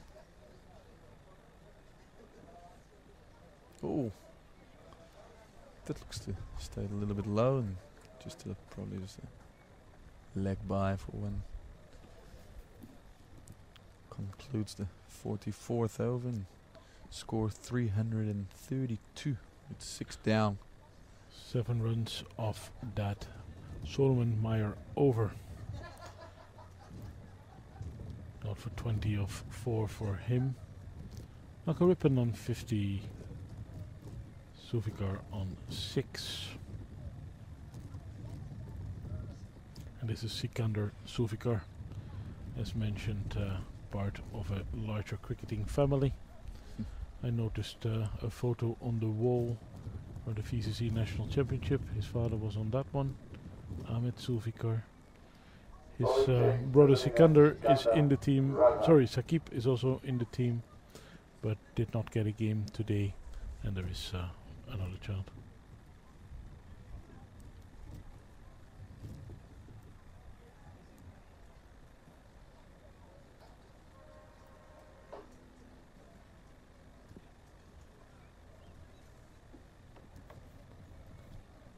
Last 6 overs.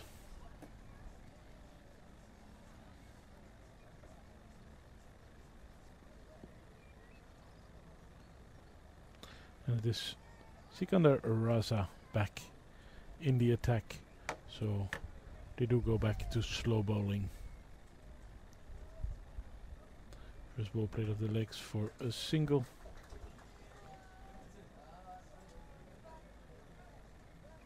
Yeah, I think the Dutch will wait possibly 1, maybe 2 more overs before they go real hard.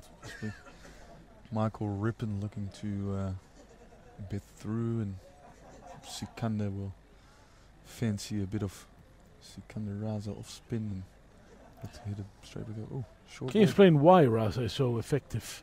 I was he's asking Heathreek if he might be interested in playing for a Dutch club, as he seems to like the conditions. But why is he so effective? He just, I think, while bowling around the wicket, and he hasn't given the Dutch a lot of room to play with. Especially on at VRA on Thursday, he was very consistent with his length. Where that's a call for 2. He's probably going for 4. No, good fielding on the boundary. On the boundary, yes. 2 runs. He's bowling with a bit of a wide arm, and ball stays a little bit low, and with him coming around the wicket adds another fielder into the leg side. So he's stopped a lot of balls there and creates a bit of pressure by bowling dot balls. Quicker ball.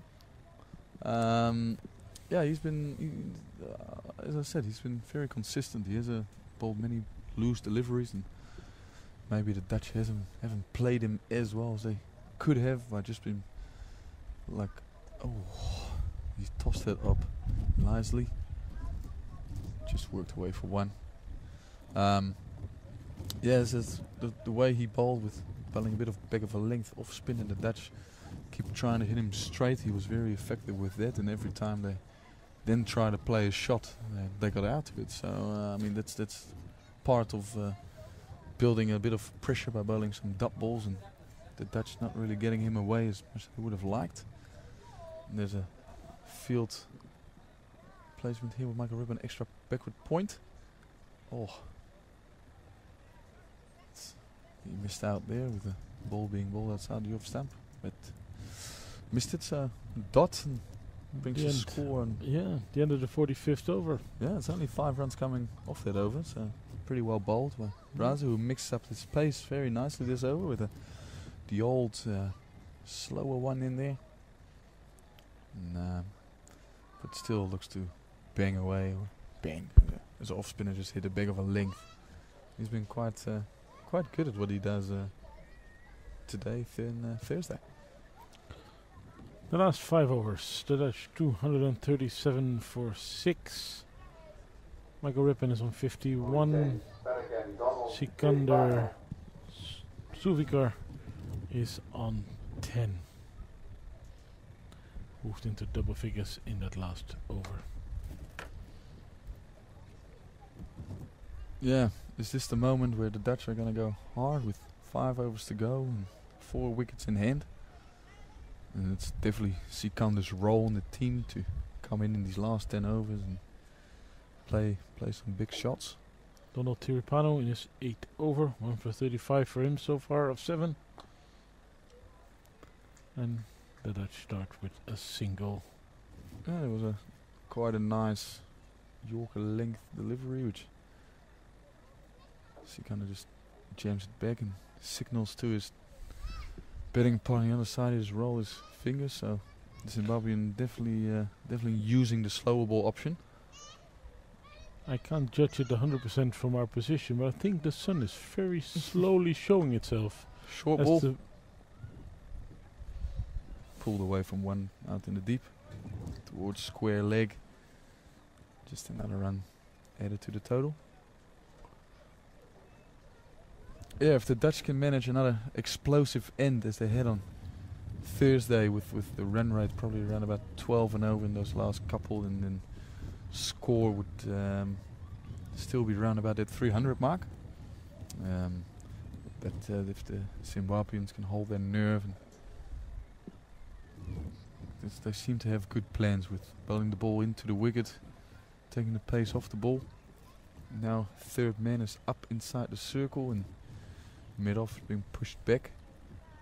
Probably means he will bowl some slower balls or ride in full leg stump Yorkers.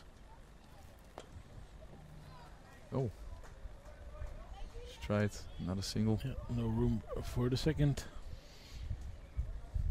The Dutch do need more than singles if they want to get the score up to what might be par or above.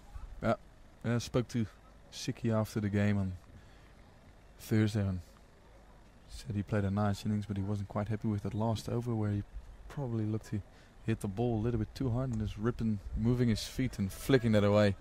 Just behind square with two fielders. Christopher and Pofu just doing a good job there, sliding down and throwing the ball in. 2 runs for Michael Rippon. Yeah, that's what Michael Rippon does. He just gonna use the crease, and this one just nicely advancing towards the bowler and flicking him behind square, manipulating the field. So it's good to see. Still no very big shots. And again here, third man being brought up, which means he'll bowl either very full with the stumps or slower balls into the deck. Oh, that's cream.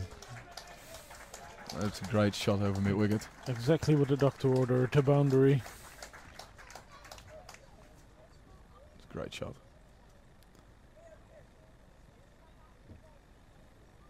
The Dutch move to 246 for 6. And Michael Rippon is now on 58. And on the hashtag Ask Pete, we've got a couple of comments from Ashwin Kumar, who was talking about some decisions of the umpires, and that could be close, but not out. And some indifferent shot selection. Yeah, at times some wickets probably falling a little bit too early, which delayed the onslaught towards the end. There's a replay here. I think Michael got hit on the full. It's always close when you get hit on the full. Yeah, I don't think the umpire gave a leg by, so it must have hit the bat, I suppose. It didn't look from this angle. No. But what I think is a par score, we'll have a look at the invariable bounce of this wicket. I would say around about 280. It's still sort of nice. And what have we got? 4 overs left. Still looking to go at probably around about 10 and over. So they would get around about a 280, 290 mark. But I think, yeah, with the invariable bounce, 280 would be about par. Oh, that's for both. No, you can't give that out. Raza into his 7th over, 2 for 32 for him. Not a successful outing. And what makes Raza quite successful is that he's got at times balls with a little bit of a delay to see what the batsman is going to do, and wouldn't be surprised if he does it now with Sikander looking to probably bang him straight back over the side screen. See what he does. There's that delay. Oh, awkward reverse sweep. I mean that's well, what I just exactly said. Just a little pause into his action, so you can see what the batsman is trying to do. And it's been making him very successful. Quick one, down the ground, pushing hard, probably just for 1 run.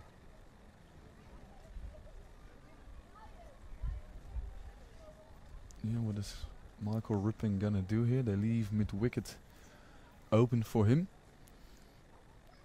He is the set batsman, so.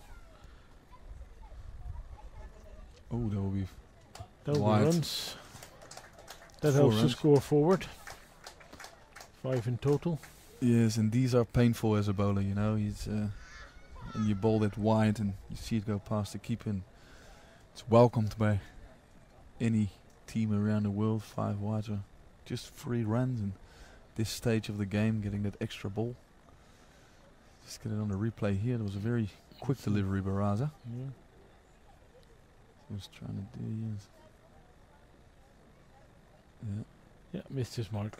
And then follows it up with a loopy delivery. And yeah, that's a bit of an injury there. That is not something the Dutch can use. Well, just He's stamp a your very, feet and very keep going. valuable part of the attack as well. Big shot. If it's left of mid-wicket, it's probably add 2 runs. Michael Rippon needs to make a run for it too. Yeah. Yeah, he looks to be in a he little looks bit of pretty discomfort. Uncomfortable, yeah. Maybe it's that ball that hit his toe. That could be it. Yeah, if I look at him now, he's just feeling his foot. He runs fast enough, but had a lot of trouble stopping after that. Yeah, there will be a blue nail for him. We've all had them. And he won't certainly be the last to be hit by a Yorker. The old toe crusher. 10 runs of the over already. And this is the final delivery with that wide. And it's a big shot, and it's straight down his throat. No, we can't see what's happening. He dropped him. I know. It's the second time Sikan's been put down. Yeah, well. Gotta make him pay, as Irvine did on Thursday. Who was that here about? Was it Malcolm Waller? Former VCC player, came over here for a season to play as a pro. Oh, so he knows this ground. He knows his ground very well. He'll want to do well. He was chatting to some of the VCC guys earlier in the morning. And there's a picture hanging up here in the pavilion. They became champions, or just a season now. Don't really know. 3 overs to go. The Dutch 258 for 6. Michael Rippon on 61. Sikander Zulfikar on 16. Yeah, these are the overs where if they keep looking to go at 10 and over, 10, 12 and over, would get that pass at 290, it would be very nice. Because I think also the Dutch at times have been a bit, the wickets haven't been nice, but the partnerships have been okay in that sense, and they kept the scoreboard ticking where Sikander drives this out to mid-off, long off, and just for a single. Still hobbling, Michael Rippon. Yeah, surely he's been. The ball, I think I hit him on his toe. It's causing a bit of problems for him. Terry Pano in his 9th over, 1 for 45 for him, so he can finish off at this end. It leaves to be 1 over to be bowled from that side. I'm curious to see who Solomon Mira goes to. The experience of Mpofu, or maybe Garava. Deeper to screens and shot over extra cover. That's a magnificent shot. Yeah, that is very, very effective. Inside out and bang. Yeah. 4 runs. Making a bit of room. Just carving an array of extra cover. That's the best way if you don't want to run. If you can't run. Just smack the ball across the boundary. Yeah, Michael Rippon has played a very good innings here. Very sensible, knows exactly what he's doing, and is now looking to cash in towards the ends. His strike rate is around about 90 at the moment. And again, has he hit it well enough? Will they run for 2? Is he? No, he's I don't think so. No, he's limping on a little bit there. Yeah, it's that ball that hit his toe. Would it be effective to get a runner in there? Oh, it's not even allowed anymore. You can't have a runner. No. Either retired hurt, and it's the only option, huh? Wow. It's only a couple overs to go. Just guts it out. as many cricketers have done over their careers. And shot. Just one run. Yeah, straight to the fielder on the boundary. Yeah, and Sikander now advancing down the wicket. It's good to see the Dutch using a couple of options with Tiripano's looking the ball quite full. So haven't seen any of the fancy lap shots so far. It's been pretty traditional. It was a pleasure seeing Sean Williams with third man up, you can't bowl there. That is a good shot. That's a great shot over point. If you get a bad ball, you have to punish it, and that's exactly what happened here. Yeah, and Michael Rippon, what an inning he's playing. Now betting on 70. Limping his way towards the end. Yes, he will look forward to getting to the dressing room and getting some treatment. Yeah, and that's what maneuvering around the crease does with now Tiripano dropping in short and covering away of extra point, and I wouldn't be surprised if Michael Rippon goes back into his crease now and see if he can pump it over cover again. And there he goes, full toss to mid wicket, 1 run.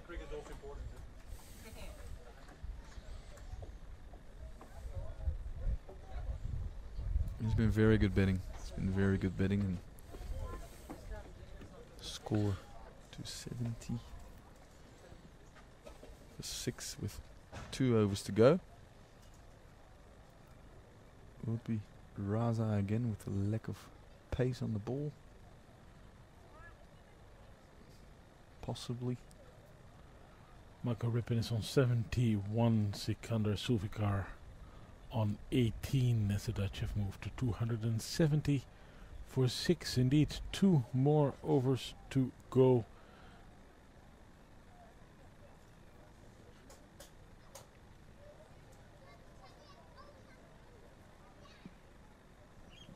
And it is Christopher Mpofu who gets the final over from what is most likely the pavilion end.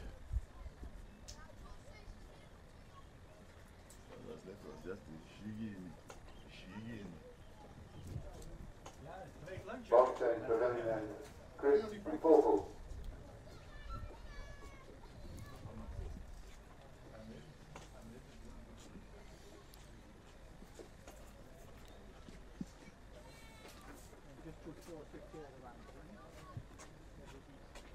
Ever so nice. Behind us, everything is being prepared for the lunch, which is of course coming up. Oh no. And that is the wicket. The end for Michael Rippon. Yeah, just carving the slower ball of Christian Mpofu straight to the captain at cover. He's looking to back away and hit it through the offside, which was all up.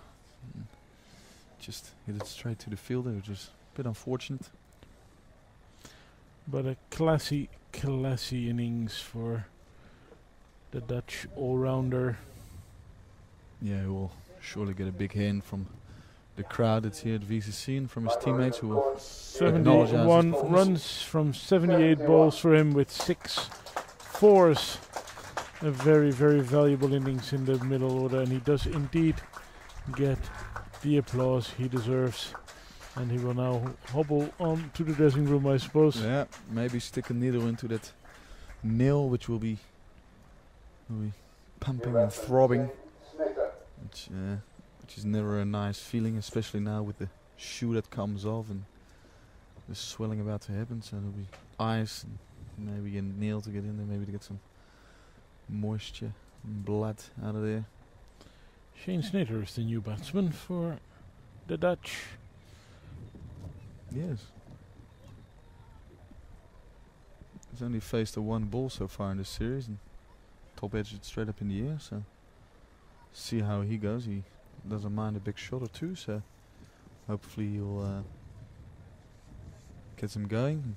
There will be some quick running. There's 2 young fit men, so surely there won't be a problem. And there's a short ball again, and it hits it again. Well, that's his second ball, and second ball of the series straight down the throat of fine leg. And Mpofu on a hat-trick. Yeah. The ball was up there to be hit. Yeah. But he didn't hit it far enough. Yeah, at this stage of the game you can't let these balls go, and this one straight to fine leg, and good planning by Christopher Mpofu. This ball to his field with the whole leg side out and the offside up, so I guess playing sort of away, which brings Paul van Meekeren to the crease. Also not shy for hitting some strong shots, as tailenders like to do. Their job, see if they can just, guess I have to say now, just probably just get bet on ball and get Sikander on strike, who's the recognized batsman and has faced about 20 deliveries, so you definitely want him to face a couple of these balls, but especially here at the end of the innings. And there is a lot of room around the wicket for the single, I suppose, especially on the leg side.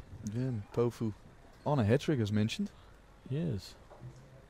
Short or full? Short No again. slips. And just safely negated, and it's a single, and he does get Zulfikar on strike as requested by you. Well, you know, when you're betting at the end, it's either a case of hitting the ball over the boundary or getting the set batsman on strike. And now with Sikander on strike, I would say just get one. Obviously Shane just got a short ball and just pulled it, and it's quite unfortunate to hit it straight down fine leg's throat, who didn't have to move at all. And now it's Sikander on strike facing Christopher Mpofu. Ball's back of the crease and a strong shot towards long on. Does he dive? Oh no, that's a bit unlucky for the fielder, but good for the Dutch. Yeah. The ball bounced a bit. It's a valiant attempt at stopping it, but it is 4 runs. And a nice strong shot the by first Zulfikar. boundary for Zulfikar. Yeah, it was a very nice shot. Mpofu sticking with banging the ball halfway down. This time met with a strong pull way in front of square, so it's good to see. Oh. Feels like he probably missed out there, where he just gave a bit of room to the offside, with the offside up, and probably wanted to carve that over point, but missed it. Yeah, and Mpofu using all his experience here, just spelling cutters, and recognize that the wicket has slowed up, so he just mixes up bounces with slower bounces, which is good variations and good planning. And now fine leg comes up and cover sweeper goes back. Wouldn't be surprised if he kind of just walks across his stumps and see if he can flick it there. And this one is straight up. It's hit up high in the air. Ryan Burrell. Ryan Burrell, nowhere near the boundary, takes the catch. And it's the 9th wicket to fall for Holland. To score on 275. And a very successful over for Mpofu. 3 wickets in it. Yeah, and only 5 runs. That's possibly even more important. Yeah. Yeah, the wickets are just basically at this stage of the innings just dot balls. I mean, they're good for your stats, but Fred Klaassen, what is his batting like? The man on debut. Yeah. Walks out to the middle. The nerves and the adrenaline will be rushing through his body. What's his batting like? He's well, he's no muck with it. At this stage, you get all the bets. And just well, he's you know, just probably look to just get off strike, and you know, you're talking these situations. Use the 50 overs. There's another 6 balls, so you just definitely would like 6 runs with the possibly even 1 or 2 boundaries would get the score nicely around about a 290 mark. 5 away of, I think, is around 280 would be around par with the invariable bounce. And is it Nagarava here bowling the last over from the far end? Looks like it. Yeah. Discussing tactics with Mira. Field fine leg up in the circle. Mpofu ending with 4 for 41 of 7.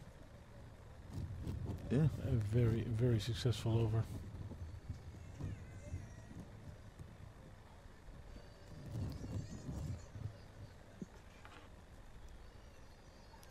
The last over of the Dutch innings.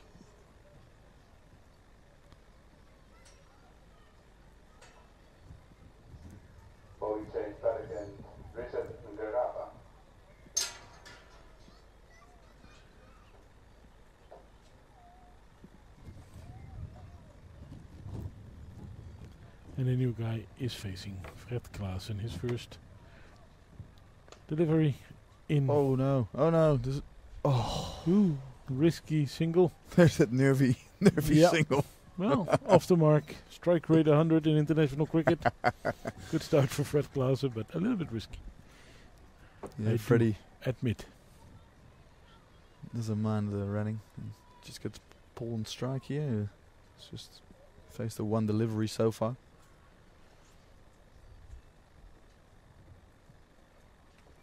Oh, that is well. Ooh, a is wide. It a wide?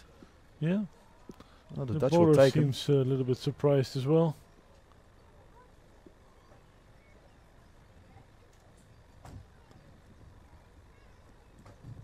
Moves the Dutch total up to 277.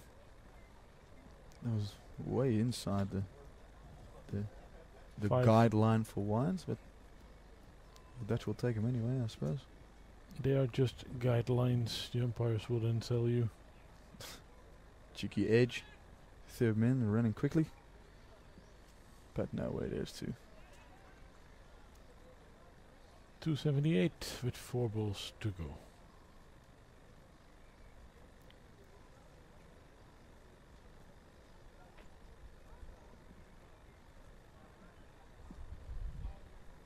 Yeah, the Dutch would definitely want to use these 4 runs, 4 balls, sorry.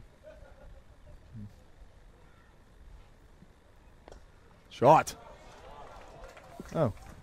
Midhoff was standing next to the side screen. Oh, running. Oh, that's and he's out. That is the premature end to the innings. So Dutch leave a couple of balls unused in trying to get that second run to sneak in that second run on that shot. The ball came back and the run out was there. Solomon Mira there, long off, and yeah, that's a very nice throw just above the stumps. Yeah. The Dutch finish their innings on 279, setting a target of 280 for Zimbabwe to win. Well, 280 was mentioned as the par score. Yeah. So I'm sure the Dutch will fancy their chance, especially with a couple of the big run scorers from Zimbabwe not in the lineup. Yeah. And the number of guys in their team who haven't had much of a bat so far.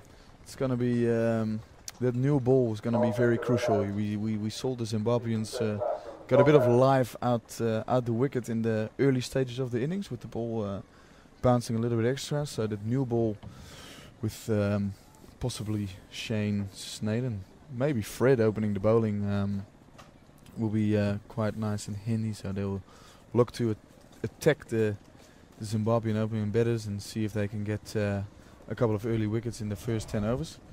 And after that, Roelof van der Merwe will play an important role with his left arm tweaks. And Michael Rippon is walking past here with a big bag of ice on his foot and looks to be in great discomfort. Even forgot to take his arm guard off. So now he'll look to recover quickly and get onto the field after this lunch break. Yes, with the Dutch scoring 279 all out in just over 49 overs. We are halfway through this encounter. We hope to see you all back later on for the second innings as the Dutch try and defend this total against the Zimbabwe team and make it 2-1 in the series. On behalf of Pieter Zeelaar, I am Joep Meijsen, and we hope to talk to you again in about 35 to 40 minutes.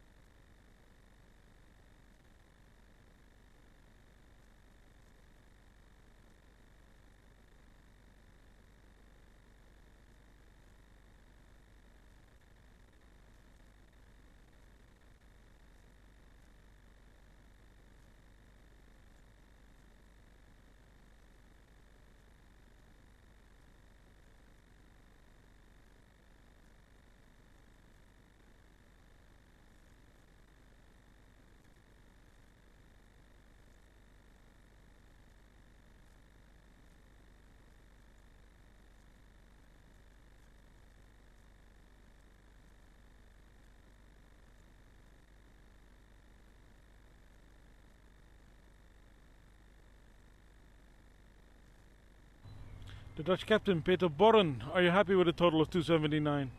Yeah, I think 279 is pretty good. It was pretty hard work for our boys up front with the new ball, and they managed to sort of graft through that, give us a platform to go, and obviously Michael Rippon also played really well with his 71. So 279 I think is competitive on this track.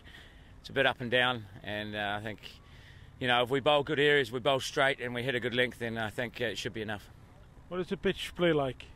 Yeah, it's a bit up and down, as I say. So basically I think they, you know, we'll be trying not to give too much width, bowl nice and straight, and I think some balls are staying a bit low, some are popping through. So yeah, as I say, disciplined areas we should defend the score, I think.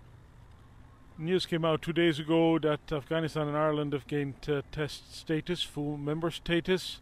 What is your reaction to that? Good on them. I think obviously they've both been pretty successful over the last few years. I think Afghanistan have got a fantastic team at the moment, and Ireland have managed to put together some really professional structures and get lots more people playing the game with their first-class structure there too. So I hope that they get the opportunities to play a few tests. And I think it's obviously good to grow the game. I hope that they continue the ICC and looking to expand even further, and not just in Test cricket, but you know, there's plenty of other competitive cricket going on at the World Cricket League level and I-Cup level, and I hope that sort of expansion continues, because it's important for the game globally, and obviously we're in a position where, for us, it would be nice to see us play a little bit more cricket as well. So good on Afghanistan and Ireland, and hopefully there's more opportunities to come. Thank you very much, and good luck in the second innings. Cheers, thanks.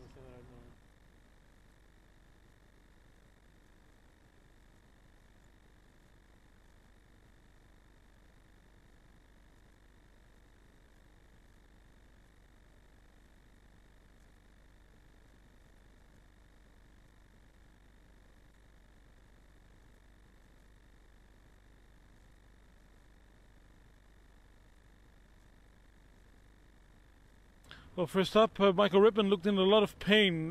How is he doing? He got struck right on the big toe, I think. So, look, he's struggling a little bit at the moment, but we'll assess it. Hopefully, he'll be fine and ready to go to have a bowl in the second innings. Happy with the total on the board? You know me, mate. I'm a coach. I'm never happy. I would have loved a lot more. But look, when you first looked at the wicket this morning, and with the conditions, overcast, a bit rainy, obviously, you know, getting sent into bat, you're always sort of not quite sure what a good target is. But I thought our players played really well up front, especially, and we worked hard, and we got enough, hopefully, to defend. 279 is always going to be a competitive score, I believe, on wickets and places like this. Keeping an eye on the sky for the next couple of minutes. Yeah, well, it didn't work too well for us the other day, did it? But look, that's something we can't control. All the radars say it's pretty clear for a while now, so hopefully we can get another good 50 overs in of cricket. Thank you very much, and good luck in the rest of the game. Pleasure, thank you.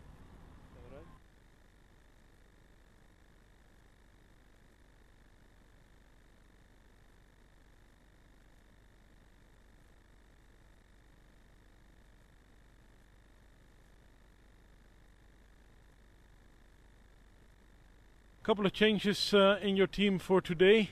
Which ones are you the happiest with, the new guys? I thought Chamu Chibaba was excellent with the ball today. He's got a lot to do with the bat, but you know, he was excellent. You know, most of them were batters that we brought in. I mean, Donny was extra seaman that we brought in, and he was good. I thought he was good up front today. Maybe lost it a bit in the back end, but yeah, it's more of our batters today, I think, that need to come to the party. Yeah, confident that this total is manageable? Yeah, we thought maybe 250 was par, so they probably got a bit more than that. So, you know, someone in the top four needs to bat the overs, hopefully get 100, and, you know, then we confident we'll chase that down. Who will open the the batting for you guys? Chibaba and Solomon Mira will open. Hamilton will just slot in at 3. Yeah. Thank you very much, and good luck.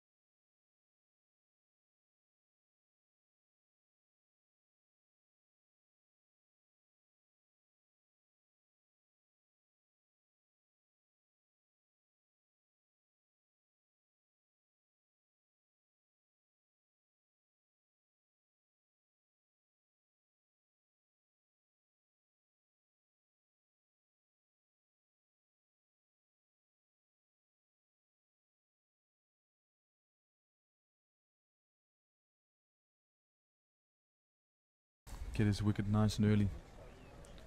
With Logan van Beek returning from the pavilion end, replacing Paul van Meekeren, who just pulled a nice aggressive stint of bowling, with leaked a bit of runs later on in his spell. It's one for 37 in 7 for van Meekeren.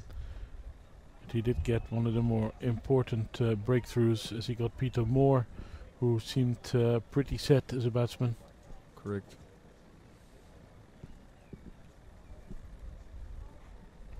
And let's not forget that Zimbabwe did win the first 2 matches in this series and have therefore won the series. And I noticed while walking around downstairs that there is actually a cup. Oh. So I'm sure there will be a presentation afterwards. Netherlands versus Zimbabwe Cup.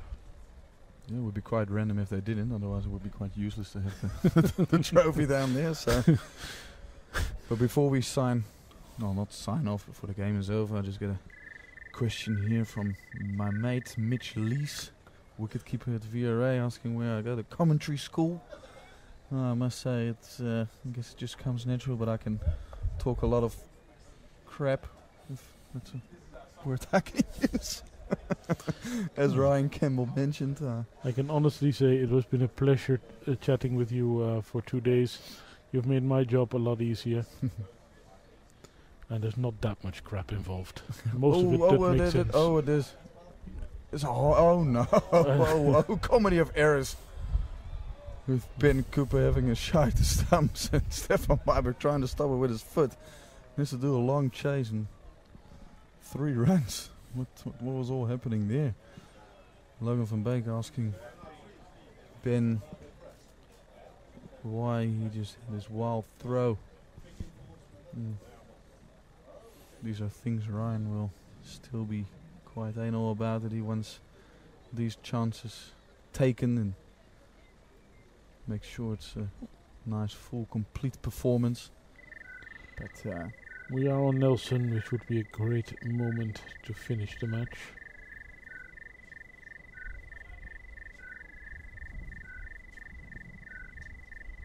But it's good to hear so many people involved with cricket responding and